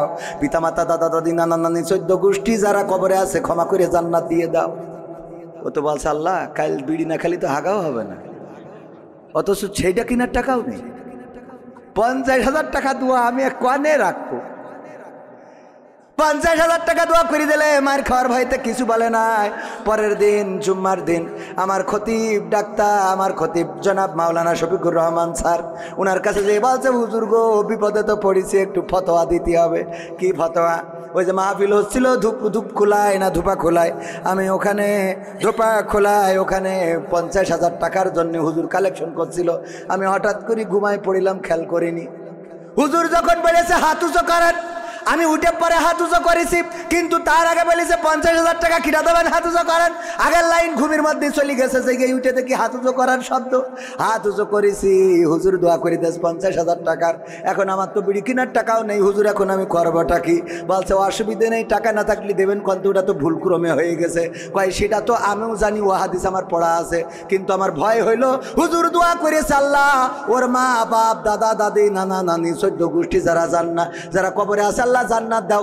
এখন টাকা যদি না দিতে পারি তাহলে ওদের কি আবার ফিরোইনে জাহান্নামে রাখবে? ওদের কি আবার ফিরোইনে জাহান্নামে রাখবে কিনা? হাত উঁচু বুঝে শুনে করার দরকার আছে না নাই? কোরআনের আলোচনায় ফিরে আসি। মনে কি আছে? আল্লাহ বললেন কাবুরা মাকতান ইনদাল্লাহি আন তাকুলু মা লা তাফআলুন। আলোচনার বিষয় এটা কোনো রাজনীতির কথা না। এই আয়াতের পরিপ্রেক্ষিতে আমার কথা হলো পালাবো না, পালাবো না, পালাবে না, পালাবে না, যাই না তবু দেখা, তাদের ছাড়া দেশটা এখন লাগে ফাঁকা ফাঁকা। আইন মন্ত্রী আটকে গেল আইনেরই ফাঁকে, দাড়ি ছাড়া দরবেশের ভণ্ড ভণ্ড লাগি। ঠিক না বেঠে? আইন মন্ত্রী আটকে গেল আইনেরই ফাঁকে, দাড়ি ছাড়া দরবেশের ভণ্ড ভণ্ড লাগে। শুনছি কত নেতা নেত্রী খাইতেছে ভাই ডান্ডা, বিচারপতি কালামানিকের ফাটিয়েছে আন্ডা। পলকেরও ঝলক গেল, পলকেরও ঝলক গেল থামিয়ে নেটের চাকা, তাদের ছাড়া দেশটা এখন লাগে ফাঁকা ফাঁকা, ওদের ছাড়া দেশটা এখন লাগে ফাঁকা ফাঁকা। কই গেল সেই সংসদেতে মমতাজের গান, কোথায় গেল হজরত বলা শামীম ওসমান? কই গেল সেই সংসদেতে মমতাজের গান, কোথায় গেল হজরত বলা শামীম ওসমান? ইনু মেনন দীপু মনি আছে কারাগারে, বাপ করিলেও পাপ কখনো ছাড়ে কি আর তারে। কোথায় গেল স্পিকারের, কোথায় গেল স্পিকারের দৃষ্টি আঁকা বাঁকা, তাদের ছাড়া দেশটা এখন লাগে ফাঁকা ফাঁকা, ওদের ছাড়া দেশটা এখন লাগে ফাঁকা ফাঁকা। কোথায় গেল আরাফাত আর ব্যারিস্টার সুমন, কথা বলার সময় তারা করে নিয়োজন? মুরগি কবির খাইছে ধরা জাফর কোথায় আছে, গোপনে কি সেও গেল মোদি দাদুর কাছে?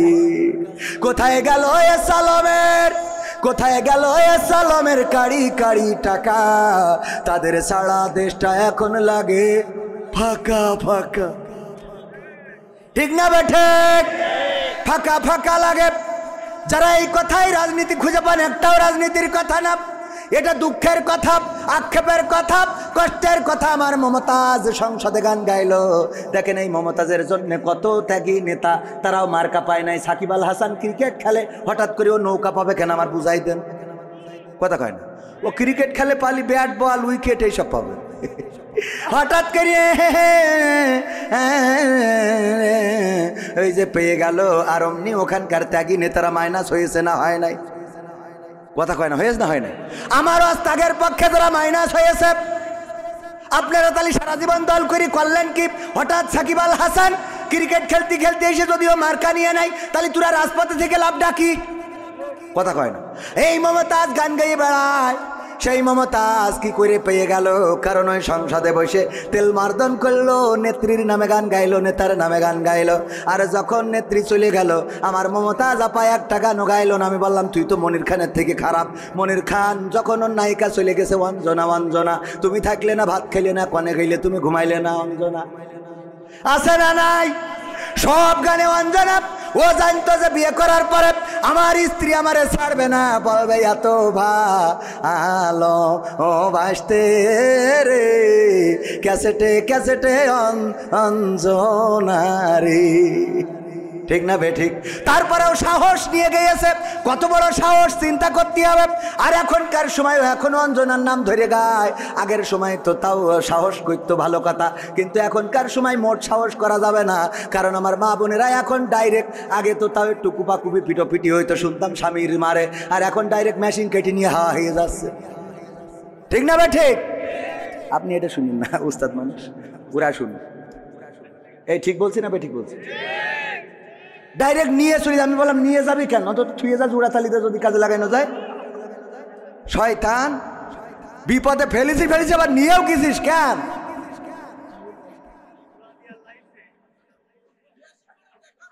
ভয়, তাহলে বুঝতে পারছেন এখন? পাগল, এসব ভয় রাখতে হয় মনের মধ্যে। একজন মানে স্ত্রীরা যে কি জিনিস আল্লাহ, ওই না ভালো মানুষ, ভালো মানুষ আলহামদুলিল্লাহ, অনেক ভালো, সবাই তো না। পুরুষরাও তো শয়তানের শেষ আছে নাকি? গায়ে পেট্রোল দিলে আগুন ধরাই দেয়, আছে না? হ্যাঁ, নিজেরা ফেরেশতা মনে করেন।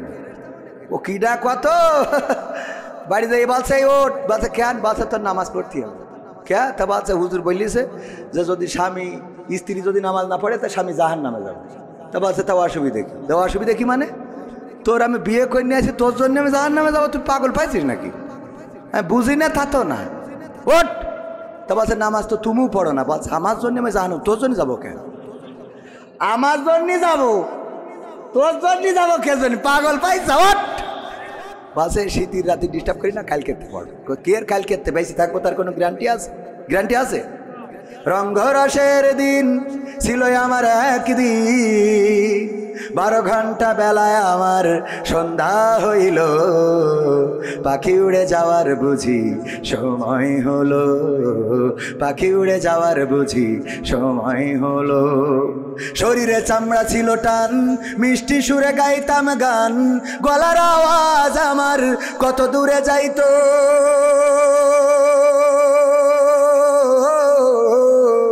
শরীরে চামড়া ছিল টান, মিষ্টি সুরে গাইতাম গান, গলার আওয়াজ আমার কত দূরে যাইতো। পাইকা গেল মাথার চুল, কথা বলতে পড়ে ভুল, পাইকা গেল মাথার চুল, কথা বলতে পড়ে ভুল, চোখে দেখি গন্ডগোল, দন্ত নড়িল, পাখি উড়ে যাওয়ার বুঝি সময় হলো, পাখি উড়ে যাওয়ার বুঝি সময় হলো। ঘন ঘন আসে দম, চোখেতে দেখি কম, ভাবে বুঝি সময় আমার ফুরিয়ে এলো। ঘন ঘন আসে দম, কানেতে শুনি কম, পিছে পিছে জাম আমার ঘুরতে লাগিল। খাটো হয়ে আসছে পাও, হীন হলো সর্বদাও, খাটো হয়ে আসছে পাও, হীন হলো সর্বদাও, ভাবে বুঝি সময় আমার ফুরিয়ে এলো, পাখি উড়ে যাওয়ার বুঝি সময় হলো, পাখি উড়ে যাওয়ার বুঝি সময় হলো। ঠিক না বে ঠিক? পুরা তো এত সুন্দর পরিপাটি, খাসায় আমার ছিল খাটি, দিনে দিনে খাসায় আমার জং ধরিল। এত সুন্দর পরিপাটি, খাসায় আমার ছিল খাটি, দিনে দিনে খাসায় আমার জং ধরিল। পুরাতন খাসাতে পাখি করে শুধু ডাকা ডাকি, পুরাতন খাসাতে পাখি করে শুধু ডাকা ডাকি, একদিন আমায় দিয়া ফাঁকি উড়িয়া যাইব, পাখি উড়ে যাওয়ার বুঝি সময় হলো, পাখি উড়ে যাওয়ার বুঝি সময় হলো। রঙ্গরসের দিন ছিল আমার একদিন, রঙ্গরসের দিন ছিল আমার একদিন, 12 ঘন্টা বেলায় আমার শান্ত হইল, পাখি উড়ে যাওয়ার বুঝি সময় হলো, পাখি উড়ে যাওয়ার বুঝি সময় হলো। ঠিক না বে ঠিক? ওগো আমার ভাইয়েরা, বললো কাল বেঁচে থাকবো তার গ্যারান্টি কি?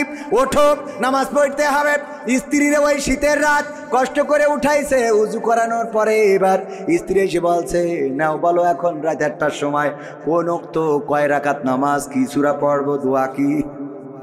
বাসে যা হয় পড়, কে এখন আসতে কেন? এই বলো এখন রাত 1টার সময় কেন নামাজ, কেন নামাজ, কয় রাকাত, কি পড়বো, সূরা ফাতিহা? না হলে তুমি সামনে দাঁড়াও, আমি ইক্তেদাহি তু ভেজাল ইমাম।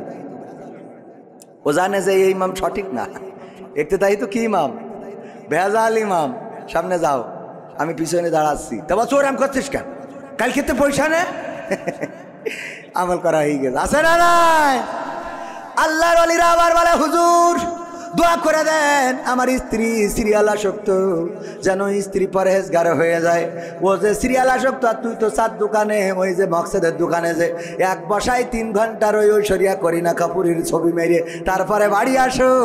তুমি ঐশ্বরিয়া রায়, কারিনা কাপুর আর আমার আমির হামজা ভাই বলেছিল রাশ্মিকা মান্দানা দেখবা, আর তোমার বউ ওই তাহাজ্জুদের নামাজে যায়, নামাজে পড়ে তোমার জান্নাতে নিয়ে যাওয়ার জন্য দোয়া করবে। পাগল পাইছাও নাকি?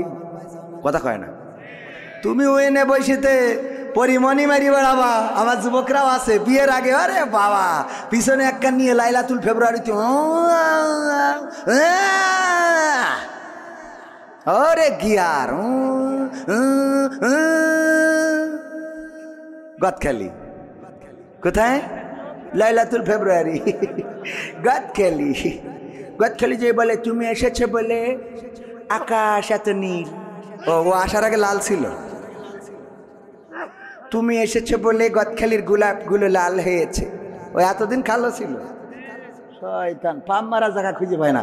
এবার বিয়ের সময় মসজিদে যায়, যে হুজুরি জুম্মার খুতবা শেষে বলে, হুজুর আপনার কাছে আইসি, আমি তো বিয়ে করার নিয়ত করেছি, তো একটা হাফেজা পাত্রী যেন পাই, একটু দোয়া করতে। তুই তাহাজ্জুদ পড়লি, ওর সাথে হাফেজা লাগবে কেন? কথা কয় না। দোয়া চাই আপনার, চাই মানে কি হুজুর একটা নেককার পাত্রী যেন হয়। তুই নেককার পাবি, তুই যে গদখালিতে তাহাজ্জুদ পড়াই ঘুরে আনলি, তা তোর যেটা উড়াও তো আর একজন তাহাজ্জুদ পড়াই এতে ইবাদত করি আরো 2 রাকাত বেশি পড়িয়েছে। কথা কয় না। তুমি মনে করছো রে বাবা পরেশ ঘরে নিয়ে আইসি, ও না, ও খালাই তো ভাইয়ের কাছে টাকা পায়। কথা কয় না। শয়তানরা নিজেদের জন্য ভালো হওয়ার দরকার আছে না নাই? নিজের চরিত্র ভালো রাখলে তোমার জন্য আমার নারীরাও চরিত্র ভালো রাখবে। স্বামীরা যদি ভালো হয় স্ত্রীরা ভালো হবে। আজান দিলে স্বামী যদি মসজিদে যায়, স্ত্রীরা উজু করে এসে যায় নামাজে দাঁড়াবে। আর যদি আল্লাহর ওলি সকালবেলা উঠে চোখ মুস্তি মুস্তি বুড়ি এক কান ধরাই নিয়ে চার দোকানে বসে, তাইলে তো বেকায়দাও জাত গেল বলো এ কোন আজব কারখানা, জাত গেল বলো। আমাদের আকিজ কলেজের টিচার ছিল, বলতেছে ভাই একটা দুঃখের কথা কি বলবো, আমার চাচা ছিল সমবয়সী, বিয়ে করার পরে আমার চাচি আমার চাচার কোনোদিন কিস করতো না, মানে বাংলায় বলে চুমো খাইতো না। এইটা না করার কারণে একদিন অভিযোগ করতেছে, দেখছো তোর চাচির যদি বলার সুযোগ হয় তাহলে বলিস যে চাচার হক এইভাবে মেরে দিচ্ছেন কেস জন্যে। কি হক চাচা? বলছে দেখ সমবয়সী বলাই যায়, আমারই ঠোঁটের কাছে ঠোঁট নীতি দেয় এই না রে। এইবার ও বলেছে চাচি গো আমার চাচা তো বন্ধুর মতো সম্পর্ক, একটা কথা একটু প্রকাশ করি বলেই ফেলাইছে, আপনার ঠোঁটের কাছে ঠোঁট নীতি দেন না, ওর ঠোঁটের কাছে আপনার ঠোঁট নেন না কেন? বলছে দুঃখের কথা কি বলবো ভাতিজা, বললে যখন আমু বলি লজ্জা ভেঙে। তো চাচা বিড়ি সিগারেট খেয়ে মুখ যা করে রেখেছে, ওর পাশার কাছে ঠোঁট নেওয়া যায়, তা মুখের কাছে না। সহ্য না করে পারবেন কি করে? আছে না নাই? এখানে বিড়ি খান কিডা ও সব তো আল্লাহর পরহেজগার পীর সাহেব, কেউ খায় না যদি না খেয়ে থাকেন আলহামদুলিল্লাহ, আর যদি খান আজকে থেকে ছাড়েন, তা না হলে বলো অন্য কিছু ছাড়তে হবে রে। মনে থাকবে ইনশাল্লাহ। আপনি সুন্দর করে দাঁত ব্রাশ করিয়ে লিপজেল লাগায় ঠোঁটটা কায়দা করে মাখো করে রাখেন, দেখেন তো স্ত্রী হক আদায় করে কিনা। আমি ওইটা বলছি না, হক আদায়ের কথা বলছি। করবে না বিড়ি টাইনে, ওরে বাবা সুসমল্য অত গন্ধ করে মসজিদে দেখবেন বেনামাজির পাশে দাঁড়ালি যেই আমিন বলে মনে হয় নামাজ ছেড়ে চলে যায়, পরে দুদিন পরে এসে পড়বার আছে না নাই? এই আবার গিলার ভাঙছে কিটা? এই ঠিক বললাম না বে ঠিক বললাম? এইগুলো পরিবর্তন হওয়ার দরকার আছে না নাই? তুমি যদি গু খাও ও তো পায়খানা এমনিই খাবে, যে যেমন সে তেমন পাবে। কোরআনের কথা বাইরে আবার এই জন্য পরিবর্তন দরকার আছে না নাই? পরিবর্তন আমাদের দরকার। পরিবর্তন তো নারীরা হইতে চায়। একবার আমার আব্বা বলতেছে, ওয়াজ শুনেছে যে ওগো নারীরা, তোমরা যদি পারো স্বামীর চুল দে পা মুছাইয়ে দিবা, তারপরে ঘুমাবা। এই ওয়াজ শুনে একজন মহিলা ধুপা খুলার, সে যেই আগে স্বামীর চুল দিয়ে ইচ্ছা মতো পা মুছাইয়েছে, ডইলে ডইলে মুছাইয়ে তারপর শুয়েছে। শুয়ার পরে গন্ধের জ্বালায় বাঁচা যাচ্ছে না। গন্ধটা গন্ধ, দুর্গন্ধ। কিসের দুর্গন্ধ? পায়খানার গন্ধ। কোথা থেকে আসে? তাড়াতাড়ি করে সুইচ দিয়েতে চারিদিকে খোঁজে পায়খানার গন্ধ আসে কোথা থেকে, না কোথাও খুঁজে পাওয়া যায় না, যায় না, যায় না। হঠাৎ করে স্ত্রীর চুল টেনে এনে স্বামী বলছে, পায়খানার গন্ধ তত চুলিতে আসছে। তো বলছে, তা আসবে কেন? তা আসবে কেন তুই জানিস, আমি কি করে খাবো? আমি তো অন্যায় কিছু করিনি। হুজুর বলল যে স্বামীর চুল দে পা মুছাবা। রহিমা আলাইহিস সালাম চুল দে পা মুছাইয়ে দিত। আল্লাহর নবী বলেছেন, যদি কেউ স্বামীর এমন করে খেদমত করে, যদি স্বামীর মাথায় হাত বুলায়, মুখমণ্ডলে হাত বুলায়, তাইলে মাথায় যত চুল আছে স্বামীর সমপরিমাণ চুলের সোয়াব ওর আমল নামায় লেখা হবে। আমার ডাক্তার মুরাদের বউ বলছে, তাহলে আমার তো তেশ মারা সারা, কারণ আমার ডাক্তার একটা মাল নেই। ঠিক না বা ঠিক? আচ্ছা, ওটা যাক যাদের আছে তাদের তো হবে।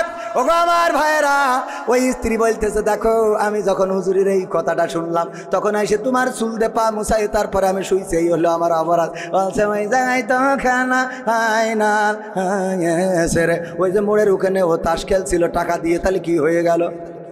কি হয়ে গেল? জুয়া। টাকা দিয়ে খেললে কি? কাঠ খেলছিল টাকা দিয়ে, রুইতন হাটতন টিকা রাজা বাদশা মার।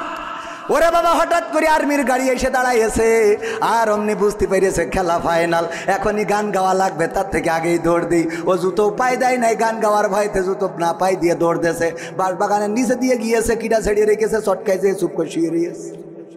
আর ওই দিন মুছাইছে কাজ। পরের দিন আমার মা বোনেরা, ধুবা খোলার মা বোনেরা ডেকে বলছে, হুজুর ওয়াজ করা তো শিখেছেন, টাকাও তো ভালো নেন, কিন্তু কোন লাইনে ওয়াজ করতে হয় এখনো বোঝেন না। আপনারা আমাদের বললেন যে স্বামীর চুল দিয়ে পা মুছাই দেবেন। আমরা তো আবুলা নারী, আমরা স্বামীর খেদমত করার জন্য চুল দিয়ে পা মুছাতে আপত্তি নেই, কিন্তু ওদের একটু বলে দেবেন যে ওই বাহাত্তারারা যেন টিউবওয়েলের পাটা ধুয়ে তারপর শোয়, পাটা অন্তত ধুয়ে যেন শোয়। আজকালকের ছেলেরা বই নিয়ে আর বসে না, ও বাবা গুগলে সার্চ করিয়া পড়ে। ওরে কালের মেয়েরা কোরআন হাদিস ধরে না, এখনকার মা বোনেরা কোরআন হাদিস পড়ে না। ও আল্লাহ, টিকটকে ভিডিও ওরা করে। আজকালকের ছেলেরা বই নিয়ে আর বসে না, ও বাবা মোবাইলে সার্চ করিয়া পড়ে। আগের সময় প্রেম করিলে আমার শফিকুর রহমান ভাই বলতো পাইছো কি, এখন বলে শখ করিয়া বাবু তুমি খাইছো কি? বলে না, বলে না, বাবু তুমি কি খেয়েছ? না খেলে খেয়ে তারপরে ঘুমায়, টেক কেয়ার, টেক কেয়ার। আরে বাবা, কলা দেননি, বুড়ো দাঁড়িয়ে গেছে বাবু। আছে না নাই? আগের সময় প্রেম করিলে আমার মুরব্বীরা বলতো পাইছো কি, এখন বলে শখ করিয়া বাবু তুমি খাইছো কি? লজ্জা শরম নাই, আইলাম কোন জামানাই, লজ্জা শরম নাই, আইলাম কোন জামানাই, ভবিষ্যৎ দেখি অন্ধকারে। আজকালকের ছেলেরা বই নিয়ে আর বসে না, ও বাবা গুগলে সার্চ করিয়া পড়ে। নতুন করে হয়েছে চালু এখন আবার কোন ট্রেন্ড, পরিচয় করাই দেখি এই আমার গার্লফ্রেন্ড। আছে না নাই? গদখালি যদি হঠাৎ করে দেখা হয়, বুরকা বলা, পিছনে বাইকের পিছনে সালাম দেবেন, ভাবি কেমন আছেন, দোস্ত কবে বিয়ে করলি জানালি নে তো। হঠাৎ করে বলে, আরে না এখনো বিয়ে করি নাই, বিয়ে করলি তো জানবি। এটা তাইলে কিডা? পরিচয় করাই দিলে এই আমার গার্লফ্রেন্ড। আছে না নাই? নতুন করে হয়েছে চালু এখন আবার কোন ট্রেন্ড, পরিচয় করাই দেখি এই আমার বয়ফ্রেন্ড। নারীরা নারীরা করায় না, করায় না। হঠাৎ একটা ঘাড়ে করে নিয়ে বাড়ি হাজির, কবির বিন সামাদের মাত্র সাথে করে নিয়ে এই কিডা? আল্লাহ আম্মা, কবির বিন সামাদ আমার বয়ফ্রেন্ড। কবির বিন সামাদ, ও আব্বা ভালো? ভালো। হ্যাঁ, হাউ আর ইউ? আরে ভাব আছে না নাই?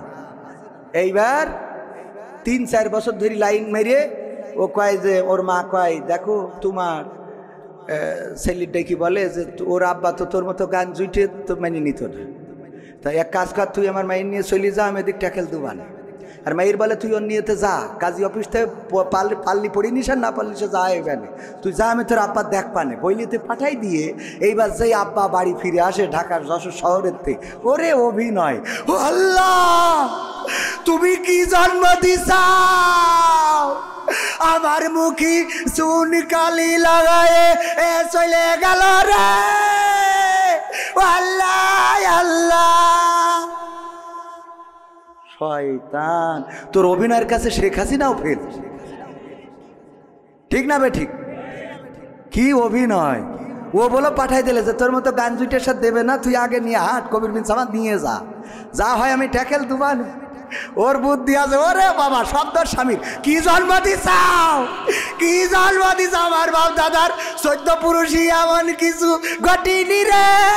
ও আল্লাহ, আল্লাহ! ওর বাপ দাদা শুধু 14 পুরুষই ঘটিনি, ও যে কোন জায়গার পানি খেয়েছো আল্লাহ জানে। হ্যাঁ হ্যাঁ হ্যাঁ, ঠিক আছে।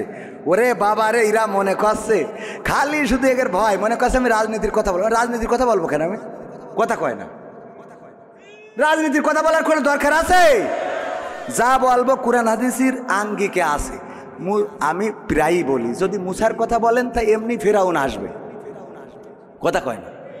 যদি আপনি নমরুদের কথা বলেন, ধর ইব্রাহিমের কথা বলেন, তা নমরুদ আসবে। বিশ্বনবীর কথা বললি আবু জাহেল। তো কোরআনের এই সমসাময়িক সময়ে যদি কথা বলি আর শফিকুর রহমান যদি বাধা দেয়, তো তার নাম বলতে হবে না, কথা কয় না। অনেকেই মনে করে এটা নো, আরে বোঝেন না, খালি ভালো করে বুঝে। আমি এসব আপনারা বলছেন আমি 12টার মধ্যে শেষ করবো, আর আধা ঘন্টা থাকা যাবে না? ইনশাল্লাহ থাকা যাবে কি না? কথা আমি এই জন্য এলাকায় দাওয়াত নিচ্ছি, খালি কই হুজুর এই বলেন না ওই বলেন। আমার আওয়ামী লীগরা তোমার কাছের লোক, এরা বিশ্বাস করে না। আপনাদের মনে হয় না? আমি তো বলেছি কি, মুসলমানে মুসলমানে দ্বন্দ্ব করা চলবে না, সীসা ঢালা প্রাচীর হবে কখনো তা টলবে না। মুসলমানে মুসলমানে দ্বন্দ্ব করা চলবে না, সীসা ঢালা প্রাচীর হবে কখনো তা টলবে না। তবেই শান্তি পাবে, অশান্তি দূর হবে, তবেই শান্তি পাবে, অশান্তি দূর হবে। কেউ আর মুসলমানের বাজে কথা বলবে না, মুসলমানে মুসলমানে দ্বন্দ্ব করা চলবে না, সীসা ঢালা প্রাচীর হবে কখনো তা টলবে না। কে আওয়ামী, কে বিএনপি, কে জামাত ইসলাম, এটা আমাদের নয় পরিচয়, মুসলিম মোর নাম। কে আওয়ামী, কে বিএনপি, কে জামাত ইসলাম, এটা আমাদের নয় পরিচয়, মুসলিম মোর নাম। এ কথা মানলে পরে শান্তি আসবে ঘরে, এ কথা মানলে পরে শান্তি আসবে ঘরে। কেউ আর মুসলমানের বাজে কথা বলবে না, মুসলমানে মুসলমানে দ্বন্দ্ব করা চলবে না, সীসা ঢালা প্রাচীর হবে কখনো তা টলবে না। মাঝাবের লড়াই যদি চলে, শান্তি আসবে না রে ভাই কোনই কৌশলে। সাতপন্থী জুবাইর পন্থী লড়াই যদি চলে, শান্তি আসবে না রে ভাই কোনই কৌশলে। ঐক্যবদ্ধ ভাবে থাকলে শান্তি পাবে, ঐক্যবদ্ধ ভাবে থাকলে শান্তি পাবে, এছাড়া শান্তি পাবার রাস্তা কবু মিলবে না। মুসলমানে মুসলমানে দ্বন্দ্ব করা চলবে না, সীসা ঢালা প্রাচীর হবে কখনো তা টলবে, টলা যাবে। মুসলমান ঐক্যবদ্ধ থাকতে হবে। কেন থাকতে হবে? এই সমাজে সুখ শান্তির জন্যে, এই সমাজে অন্যায় দূর করার জন্যে, অন্যায়ের বিরুদ্ধে প্রতিবাদ করার জন্যে, আল্লাহর জমিন আল্লাহর দ্বীন প্রতিষ্ঠিত করার জন্যে ঐক্যবদ্ধতার বিকল্প নাই। জামাত ইসলাম যদি মনে করে নিজেদের ভোট নিয়ে ক্ষমতায় যাবে, ভোট তো হলো জামাত ইসলামের 25%। কয় পার্সেন্ট? আওয়ামী লীগ বিএনপির 35 করি প্রায় 70%, আর আদার্স দলের আছে 5%। তাহলে জামাত ইসলামের যদি পাশ করতে হয়, তাহলে আওয়ামী লীগ বিএনপি অন্যান্য দল থেকে আরও অন্তত 20% ভোট আসার দরকার আছে না নেই? তো এই ভোট যদি আসতে হয়, তাহলে অবশ্যই তাদের তো রাগ করি যদি সব বের করি দাদার দেশে পাঠাই দিতে হবে। যে কটা পাঠাই দিয়ে 2-1টা পাঠায়নি এমনি চলে গেছে, নিজেকে দেশ না থেকে চলে গেলি। কেউ যদি রাগ করে বাড়িতে চলে যায়, তা করবোটা কি? কথা কয় না। মনের অভিমানে চলে গেছে। আমরা কিন্তু আসলে এই দেখেন আছে না, সবাই মিলেমিশে থাকাটাই দরকার। তবে দেশে অন্যায় হচ্ছে, জুলুম হচ্ছে। ওই যে আমরা দেখেছি লঞ্চের মধ্যে বালুবাহী বা পণ্যবাহী সারবাহী লঞ্চের 7 জনকে হত্যা করা হয়েছে। এখন হত্যা যেন একদম মামুলি ব্যাপার হয়ে দাঁড়িয়েছে। আওয়ামী সরকার ক্ষমতায় থাকতেও মোটামুটি জবাবদিহিতা ছিল, কিন্তু এখন যেন অপরাধের কোনো জবাবদিহিতা নাই। আপনারা একমত নাও হতে পারেন, না হইলেও করার কিছু নেই, অন্যায়ের বিরুদ্ধে বলবো। তাতে যদি এই সরকার আবার ধরে নিয়ে যায় তাও অসুবিধা। কথা ঠিক না বেঠিক? তো ভয় পাই না, কেন পাই না? আগের সরকার তাহাজ্জুদ পড়ি ভোট নিয়েও থাকতে পারি না, এরা তো নামাজই পড়ে না, ঠিক না বেঠিক? সুতরাং ভয়ের কোনো কারণ আছে? এই 7 জনকে কেন হত্যা করা হলো, এই তথ্য উদ্ঘাটন করা রাষ্ট্রের দাবি। যারা হত্যা করেছে অন্যায়ভাবে, আমরা দেখেছি ওই লঞ্চের ক্যাপ্টেন, তার মেয়ের বিবাহ আছে, বিবাহ অনুষ্ঠান হবে, কিন্তু মেয়ের বিবাহে থাকতে পারে নাই। অনেকের সংসার, পরিবার, সন্তান আছে, যাদেরকে অন্যায়ভাবে হত্যা করা হলো। কেন হত্যা করা হলো, কিভাবে হত্যা করা হলো, এটা অবশ্যই অতি দ্রুত তদন্ত করে তাদেরকে শাস্তির আওতায় আনার দরকার আছে না নাই? তাদেরকে শাস্তির আওতায় না আনলে এইভাবে হত্যাকাণ্ড বাড়তেই থাকবে, বলেন ঠিক কিনা? এরপরে আমার ব্রাহ্মণবাড়িয়া মানেই তো কুপাকুপির একটা জেলা। ছোটোখাটো বিষয় নিয়ে দাবল্লভ নিয়ে আগের মতো লড়াই করে, যদিও ব্রাহ্মণবাড়িয়ায় অনেক ভালো মানুষও আছেন আলহামদুলিল্লাহ। এই ব্রাহ্মণবাড়িয়ায় আজকেও যে ঘটনা ঘটেছে, যে একজন যুবলীগের নেতার সন্তান, সে পরিত্যক্ত একটা ঘরে দেহ মাথাবিহীন লাশকে গর্তের মধ্যে ঢুকায়ে পুড়াচ্ছিল। রাজহাঁস খুঁজতে যেয়ে ওখানে যখন ধোঁয়া দেখেছে, জিজ্ঞেস করেছে কিসের ধোঁয়া, বলেছে পাতা পুড়াচ্ছি। কয় কিসের পাতা, একটু দেখতে চায়, দেখতে দেয় নাই, মারার হুমকি দিয়েছে। পরে গ্রামবাসী একসাথে হয়ে সেখানে যাওয়ার চেষ্টা করেছে, বাধা দিয়েছে, পুলিশকে খবর দিয়েছে, যে দেখে একটি মাথাবিহীন লাশ পুড়ানো হচ্ছে গর্তের মধ্যে ঢুকিয়ে। এই লাশ পুড়ানোর যে অপরাধ এবং এই লাশটাকে পুড়ানো হচ্ছে, এটা জাহিলি সমাজকেও হার মানায়, বলেন ঠিক কিনা? এমনকি ওই মাথাটা পরবর্তীতে পুকুরে খুঁজে পাওয়া গেছে। মাথাটা একটা 50 বছর বয়সী নারীর। এই নারীকে ফজরের সময় ডেকে নিয়ে কী কারণে হত্যা করা হয়েছে এখনো পর্যন্ত সাংবাদিকরা জানাতে পারে নাই, তবে হয়তোবা জানাতে পারবে এবং জানানো উচিত। এই হত্যাটা যদি অন্যায়ভাবে হয়ে থাকে, যদি না অবশ্যই অন্যায়ভাবে হয়েছে, সেই হত্যার বিরুদ্ধে সোচ্চার হওয়া শুধু নয়, বরং অপরাধীদের দৃষ্টান্তমূলক শাস্তির দরকার আছে না নাই? মুক্তিযোদ্ধাকে লাঞ্ছিত করা হয়েছে কোথায় জানেন কি না? 14 গ্রামে। কোথায়? 14 গ্রামে, কুমিল্লায় একজন মুক্তিযোদ্ধাকে লাঞ্ছিত করা হয়েছে। আমি বলেছি মুক্তিযোদ্ধা হিসাবে তার লাঞ্ছিত করার অপরাধ, এটা অবশ্যই অপরাধের মধ্যে পড়ে। সুতরাং যারা জড়িত আছে আজকে গ্রেপ্তার করা হয়েছে, আমরা দৃষ্টান্তমূলক শাস্তি দাবি করছি। কিন্তু তিনি 9টা হত্যা মামলার আসামি। এই 9টা হত্যা মামলা মুক্তিযুদ্ধ হইলেই পার পেয়ে যাবে না, কথা কয় না? সাদেক হোসেন খোকাকে যখন রক্তাক্ত করা হয়েছিল, তখন এই বীর পুরুষ, এই গেরিলা যুদ্ধের অন্যতম প্রধান, তার পক্ষে কথা বলার মতো সুশীল সমাজ পাওয়া যায় নাই। যখন আমার আলেমদের হাতে হাত কড়া লাগানো হয়েছিল, তখন কথা বলার মতো মানুষ পাওয়া যায় নাই। যখন মামুনুল হককে গ্রেপ্তার করে সুজা মানুষকে কুজা করে দেওয়া হয়েছিল, তখন কথা বলার লোক পাওয়া যায় নাই। যখন আমির হামজাকে হাতে হাত কড়া পরিয়ে জেলখানায় রেখেছিল, তখন কথা বলার মতো সুশীল পাওয়া যায় নাই। আর যখন চুন থেকে পান খসে বা পান থেকে চুন খসে, তখন অমনি সুশীলরা জেগে ওঠে। আমার সুশীলরা যখন ছাত্রদের হত্যা করে ট্রাকের মধ্যে ভরে পেট্রোল ঢেলে আগুন জ্বালিয়ে পুড়িয়েছিল, হাত পা দেখে চিনার উপায় নাই যে লাশটা কার। এই লাশগুলো নিয়ে কথা বলার মতো সুশীল পাওয়া, কথা কয় না? আপনি সুশীল আমি মানলাম, কিন্তু যখন ওই যে সুশীল কেমন, এক দারোগা থানা কামাই করেছে আগের সময়, তখন থানা কামাই করলি দারোগা বা তাদের যে উপরের কর্মকর্তা থাকে, ও বেদে পিটাইতো। তো এই জন্যই জানে যে পিটাবে, পিছনে বস্তা বাইন্ধে নিয়ে তারপরে গেছে যে পিঠান যা দেবে বস্তার পরে। তো এখন ওই যেই বলছে, স্যার আমি তো একটু বউ নিয়ে পিকনিক করতে গেছিলাম, তো এই জন্য দেরি হয়ে গেছে। কয় তোর 100 বেত্রাঘাত। বললি বেত মারা শুরু করেছে, ও তো জানে অসুবিধে নেই। ও বাস্তা বেঁধে নিয়ে গেছে 2-3টে, ওই যে সালার বাস্তা, ওই নিয়ে এখন ওই বাস্তা তো বেঁধেস কায়দা করি। এখন যেই একটু সাইড সুইডি পড়ে, যেই উপরে পড়ে কয় স্যার একটু নিচে করি মারেন স্যার।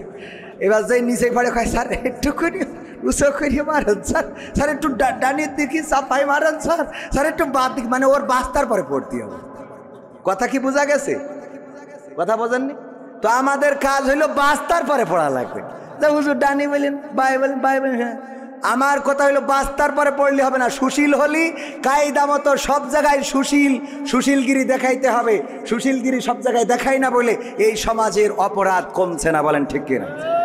আমরা তারা যারা জুলুমের বিরুদ্ধে প্রতিবাদ করি, নাটোরে মন্দিরে হামলা হয়েছে, বলা হচ্ছে যে ডাকাতরা ছিনতাই করতে যে হামলা করেছে একজন, সেখানে থাকা প্রতিবন্ধী মানুষ বা মানসিক চাহিদা সম্পন্ন মানুষ, তাকে হত্যা করা হয়েছে। আমি ব্যক্তিগতভাবে তার বিচার চেয়েছি এবং এটার বিচার করতেই হবে, বলেন ঠিক কিনা? কারণ আমার দেশে মন্দিরে হামলা হবে এটা আমরা মানব না। আমাদের ইসলাম এটা শেখায় নাই, আমাদের রাসূল এটা শেখায় নাই, আমাদের ধর্ম এটা বলে না।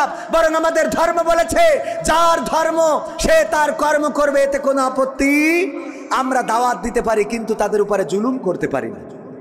আমরা তাদের কাছে দাওয়াত নিয়ে যেতে পারি কিন্তু বাধ্য করতে পারি, এটার নাম ইসলাম। আর এই ইসলামের কথা যারা বলে তাদের নিয়ে এত চুলকানি, এত ষড়যন্ত্র, এত ডানে বামে কথাবার্তা কেন? মালাই ভাষায় একটা গজল বলেন, মালাই ভাষায় গজল বলা লাগবে এখানে। মালয়েশিয়ায় যারা ছিল তারা হয়তো দুই একজন বসবে, যারা ছিল না তারা বসবে না। তো আমার এর আগের রিকোয়েস্ট যেটা সেটা রাখতে চাই। আপনারা শুনতে রাজি আছেন? আর একটু সময় থাকা যাবে? আমার বাংলাদেশের এই সঙ্গীতটা গোটা প্রবাসীদের জীবন নিয়ে, গোটা প্রবাসীদের, হ্যাঁ প্রবাসী ভাইয়েরা অনেক সহযোগিতা করেছে এই মাহফিলের জন্য। আজকের এই সঙ্গীতটা প্রবাসীদের জন্য অনুরোধ বা উৎসর্গ করছি। আমার বাংলাদেশের প্রবাসীদের গল্প বলি শোনো, আমার ধোপা খোলার প্রবাসীদের গল্প বলি শোনো। এ গল্প তো কল্পনা নয়, তোমরা কি তা জানো ও ভাই? এ গল্প তো কল্পনা নয়, তোমরা কি তা জানো? আমার বাংলাদেশের প্রবাসীদের গল্প বলি শোনো। পল্লী গায়ের দুরন্ত ছেলে বাপে ডাকে খোকা, হঠাৎ করে ঢুকলো মাথায় বিদেশ যাওয়ার পোকা। রোগে শোকে ক্লান্ত পিতা খাটার নাই উপায়, বেকার ছেলের এমন কথায় বাবাও দিল সাই। ক্ষেতের জমি হালের গরু বিক্রয় করে দিয়ে বাকি টাকা করলো পূরণ মায়ের গহনা নিয়ে। অনেক আশা বুকে বেঁধে ছাড়লো যখন বাড়ি, সে যে কি বেদনা বিধুর ছিড়লো যেন নারী। মায়ে কান্দে, ভাইয়ে কান্দে, কান্দে আপন জন, চোখের জলে বুক ভেসে যায়, শক্ত করে মন। এমন মানুষ কোন সে জনাব, এমন মানুষ কোন সে জনাব, তোমরা কি তা জানো? আমার ধোপা খোলার প্রবাসীদের গল্প বলি শোনো, আমার যশোর জেলার প্রবাসীদের গল্প বলি শোনো। বিমানেতে বসে খোকা জানালারি পাশে, নীল আকাশে তাকিয়ে দেখে মায়ের ছবি ভাসি। আঁচল দিয়ে চোখ মুছে মা প্রভুকে যে বলে, আল্লাহ তুমি ভালো রেখো আমার কোলের ছেলে। খোকা যে ছিল মা জননীর কলিজারি বোটা, ভাবতে সব চোখ ভিজে জল পড়লো ফোঁটা ফোঁটা। এমন মানুষ কোন সে জনাব, এমন মানুষ কোন সে জনাব তোমরা কি তা জানো আমার ধোপা খোলার প্রবাসীদের গল্প বলি শোনো আমার যশোর জেলার প্রবাসীদের গল্প বলি শোনো নদ নদী আর সাগর নগর দিয়ে খোকা পাড়ে পৌঁছালো যে অতি সাধের বিদেশের বাড়ি অনেক কষ্টে মিলল খোকার এমন একটা কাজ হাড় ভাঙা খাটুনি তাতে সকাল দুপুর সাজ রোগে শোকে কাজ করে যায় করে না অবহেলা আকাশ সমান স্বপ্ন দেখে কাটিয়ে দেয় বেলা মা জননীর সাথে যখন খোকা কথা কয় বলে বাবা কেমন আছো জানতে ইচ্ছা হয় মাগো আমি ভালো আছি মাগো আমি ভালো আছি দুঃখ নেই তো কোনো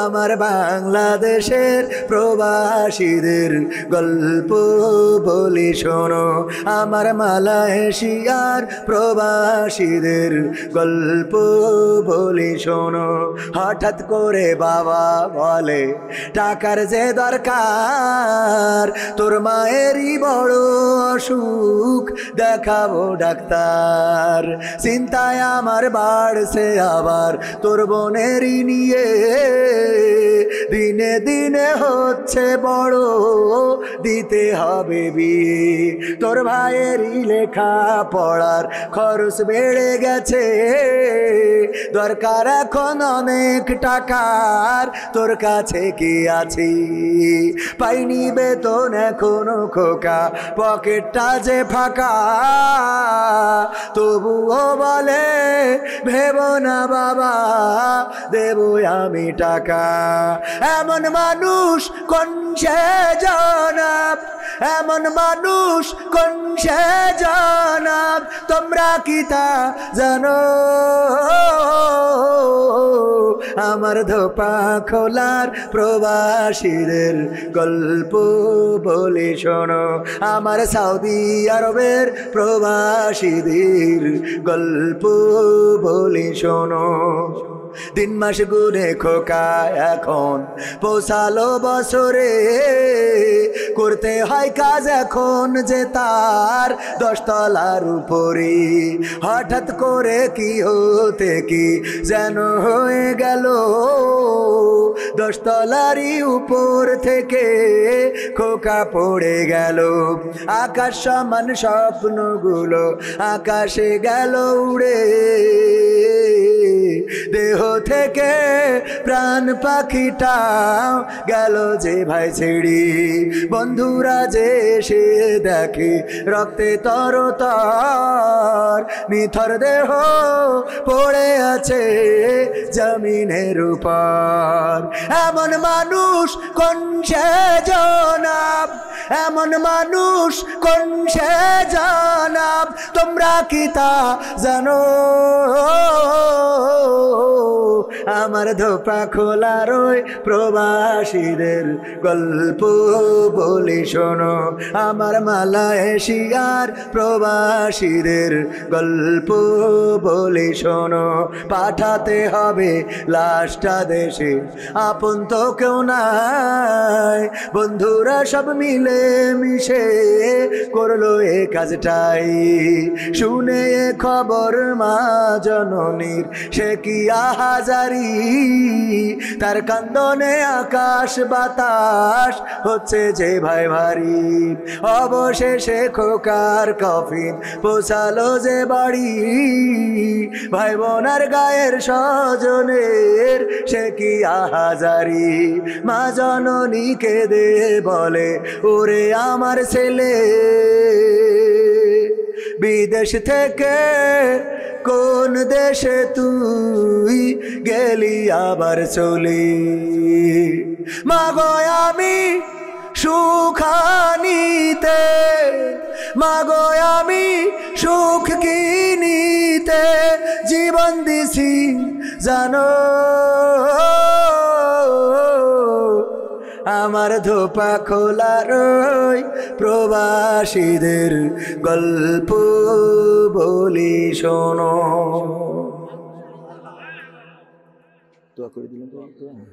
আলহামদুলিল্লাহি রাব্বিল আলামিন। রব্বানা যালামনা أنفسنا وإن لم تغفر لنا وترحمنا لنكونن من الخاسرين. ربنا آتنا في الدنيا حسنة وفي الآخرة حسنة وقنا عذاب النار.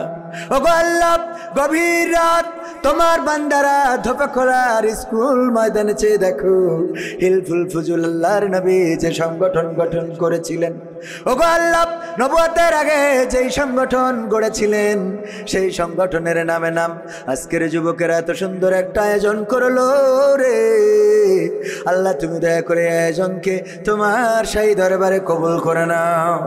ওগো আল্লাহ তোমার কাছে খাস করে ফরিয়াদ করি, আল্লাহ এই আয়োজনে যারা টাকা দিল, পয়সা দিল, আল্লাহ যারা শ্রম দিল, মেধা দিল, বুদ্ধি দিল, পরামর্শ দিল, আল্লাহ তুমি দয়া করে সকলের পরিশ্রম, মেধা, বুদ্ধি আল্লাহ তুমি তোমার দরবারে কবুল করে নাও।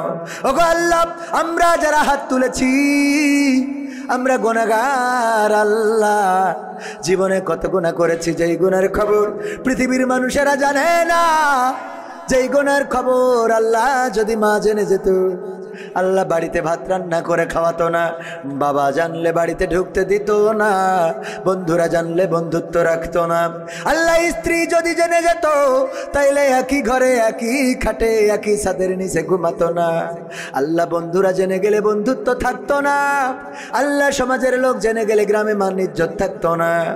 এমন গুনাহ আছে, গুনার যদি গন্ধ থাকতো রে তাইলে ডানে বামে কোনো মানুষ এসে বসতো না। এমন গুনাহ আমাদের যাদের আছে পৃথিবীর মানুষেরা জানে না, জানো তুমি আর জানি আমি। আল্লাহ তুমি তো গফুর, তুমি গফফার, আল্লাহ তুমি রহমান, তুমি রহিম, তোমার কাছে ফরিয়াদ করি তুমি দয়া করে আমাদের সকলের জীবনের গুনাহ খাতা মাফ করে দাও। ওগো আল্লাহ তোমার কাছে হাত তুললেই প্রথমেই যার কথা মনে পড়ে আমাদের জনম দুঃখিনী মা, মা জননী যাদের নাই চির জনমের মতো বিদায় নিয়ে চলে গেল, যেই মা আমাদের নিজে না খেয়ে খাওয়াইছেন, নিজে না পরে পড়াইছেন, আল্লাহ ওই মা যাদের চির জনমের মতো বিদায় নিয়েছে আল্লাহ মায়ের কবরটারে জান্নাতের বাগান বানায়া দাও। ওগো আল্লাহ যাদের বাবা নাই, বাবা হারাদের মধ্যে আমিও একজন, আল্লাহ বাবা যাদের চিরজনমের মতো চলে গেল, কেমন আছে জানি না, কোন অবস্থায় রেখেছো জানি না, যেই বাবা নিজের মাথায় ছাতি না ধরে আমাদের মাথায় ধরতো, যেই বাবা আমাদের রোদে ভিজাই নাই, রোদে পুড়াই নাই, বৃষ্টিতে ভিজাই নাই, যেই বাবা ঈদের দিনে আমাদের জন্য নতুন জামা কিনে এনে নিজের পরনের ছেঁড়া জামা আমাদের জন্য নতুন জুতা কিনে এনে নিজের জুতাটা মুসির কাছ থেকে সেলাই করে আনতো, আল্লাহ ওই বাবা যাদের চিরজনমের মতো বিদায় নিয়ে চলে গেল বাবার কবরটারে জান্নাতের বাগান বানায়া দাও। ওগো আল্লাহ এই গ্রামে যত কবরবাসী আছে কবরবাসীগুলোকে ক্ষমা করে দাও। আল্লাহ আমার মা বোনেরা যারা হাত তুলেছে জানি না কার মনে কি যাওয়া আছে রে, আল্লাহ আমার মা বোনদের পর্দা করে চলার তৌফিক দান করে দাও। আল্লাহ খারাপ পথ থেকে ফিরিয়ে রাখো। আল্লাহ তুমি দয়া করে স্বামীর হক আদায় করার তৌফিক দান করে দাও। আল্লাহ দাম্পত্য জীবনে সুখ শান্তি দিয়ে দাও। আল্লাহ নিঃসন্তানীকে সন্তান দান করে দাও। আল্লাহ অবিবাহিত কোনো যুবতী যদি থাকে গো একটা নেককার পাত্রের ব্যবস্থা করে দাও। ওগো আল্লাহ আমার মা বোনেরা যারা অসুস্থ আছে, স্বামীকে বলতে পারে না, বাবাকে বলতে পারে না, অর্থের কথা চিন্তা করে, অভাবের কথা চিন্তা করে আল্লাহ বলে না আল্লাহ এমন মা বোন যারা হাত তুলেছে তুমি দয়া করে তাদের সুস্থতা দান করে দাও। ওগো আল্লাহ আমার সাথে যারা হাত তুলেছে ঋণগ্রস্ত মানুষের ঋণ পরিশোধের ব্যবস্থা করে দাও, অভাবগ্রস্তের অভাব দূর করে দাও। আল্লাহ তোমার কাছে খাস করে ফরিয়াদ করি তুমি দয়া করে সবাইকে আয় রুজিতে বারাকা দান করে দাও। ওগো আল্লাহ এই যশোরবাসীকে কবুল করে নাও। আল্লাহ এই মাহফিলে প্রবাসীরা বড় ভূমিকা রেখেছে। আল্লাহ প্রবাসে যারা যায় বড় আশা নিয়ে যায়, স্বপ্ন নিয়ে যায়, আল্লাহ আবার আনন্দ নিয়ে দেশে ফেরার স্বপ্ন তারা বুকে লালন করে। কিন্তু যদি তুমি ডাক দিয়ে নাও, তুমি যদি ওই প্রবাসে অসুস্থতা দাও, মুসিবত দাও, আল্লাহ দেখার মতো তেমন কেউ থাকে না। তোমার কাছে খাস করে ফরিয়াদ করি, আজকের এই মাহফিলে যত প্রবাসী ভূমিকা রেখেছে, যারা টাকা দিয়েছে, অর্থ দিয়েছে, পয়সা দিয়েছে, আল্লাহ তুমি সকল প্রবাসীকে নেখায়াত দান করে দাও। আল্লাহ মুসিবতগুলো দূর করে দাও। আল্লাহ প্রবাসে মরণ দিও না, রোগ দিও না, শোক দিও না। আল্লাহ যেইভাবে বাংলাদেশ থেকে গিয়েছে আবার মায়ের কোলে তুমি তাদেরকে ফিরায় এনে দিও। ওগো আল্লাহ, আমার দেশের আলেমদের ঐক্যবদ্ধ থাকার তৌফিক দান করে দাও। আল্লাহ তাবলিগ জামাতের যে বিভেদ আছে দূর করে দাও। আল্লাহ এই দেশে খুন খারাপি, হত্যা, ধর্ষণ, রাহাজানি যা কিছু হচ্ছে, আল্লাহ তুমি তোমার কুদরত দিয়ে থামিয়ে দাও। আল্লাহ তোমার জমিনে তোমার দিন বাস্তবায়ন করার তৌফিক আমাদের দান করে দাও। ওগো আল্লাহ, তোমার কাছে খাস করে ফরিয়াদ করি, কোরআনের পাখি আল্লামা দিলওয়ার হুসাইন সাইদি সহ 24-এর আন্দোলনে, 71-এ, 1952-তে যারা শহীদ হয়েছে, দেশের জন্য রক্ত দিয়েছে, আল্লাহ তুমি দয়া করে সকলের রক্তের উত্তম প্রতিদান দান করে দাও। ওগো আল্লাহ, তোমার কাছে খাস করে দোয়া চাই, আমার সবুজ ভাই সারাটা দিন রাত পরিশ্রম করে বেড়ায়, আল্লাহ রব্বুল আলামিন তুমি তাকে কবুল করে নাও। আল্লাহ তুমি তার ইউটিউবটাকে কবুল করো। এমনিভাবে যত ইউটিউবার এসেছে, আল্লাহ তুমি দয়া করে তাদের আয় রুজিতে বারাকা দান করে দাও। ওগো আল্লাহ, দিন প্রচারে যারা ভূমিকা রাখে, তুমি তাদের মুসিবত দিও না, রাতের চলাচল নিরাপদ করে দাও। আল্লাহ চ্যানেলগুলোকে তুমি কবুল করে নাও। আল্লাহ যেন ইনসাফের সাথে ন্যায়ের সাথে চ্যানেল চালাতে পারে, সেই তৌফিক তুমি দান করে দাও। ওগো আল্লাহ, যেন সৎ এবং স্বচ্ছ পথে যেন থাকতে পারে, তৌফিক দান করে দাও। তোমার কাছে আখেরি ফরিয়াদ, মালাকুল মাউত কবে আসবে জানি না, জানটা নিয়ে উড়াল দেবে, মাটির সাথে পড়ে থাকবো। কোন মসজিদের খাটিয়াটা আমার শেষ বাহন হবে জানি না, আমার যানবাহন হওয়ার জন্য খাটিয়াটা হয়তো পচে আছে। কোন দোকানের কাফনের কাপড় আমার জন্য শেষ কাপড় হবে জানি না, কোন ঝাড়ের বাস আমার সাথে যাবে আমি জানি না, কোন গোরস্থানের মাটি আমার কবরের ঘর হবে আমি জানি না।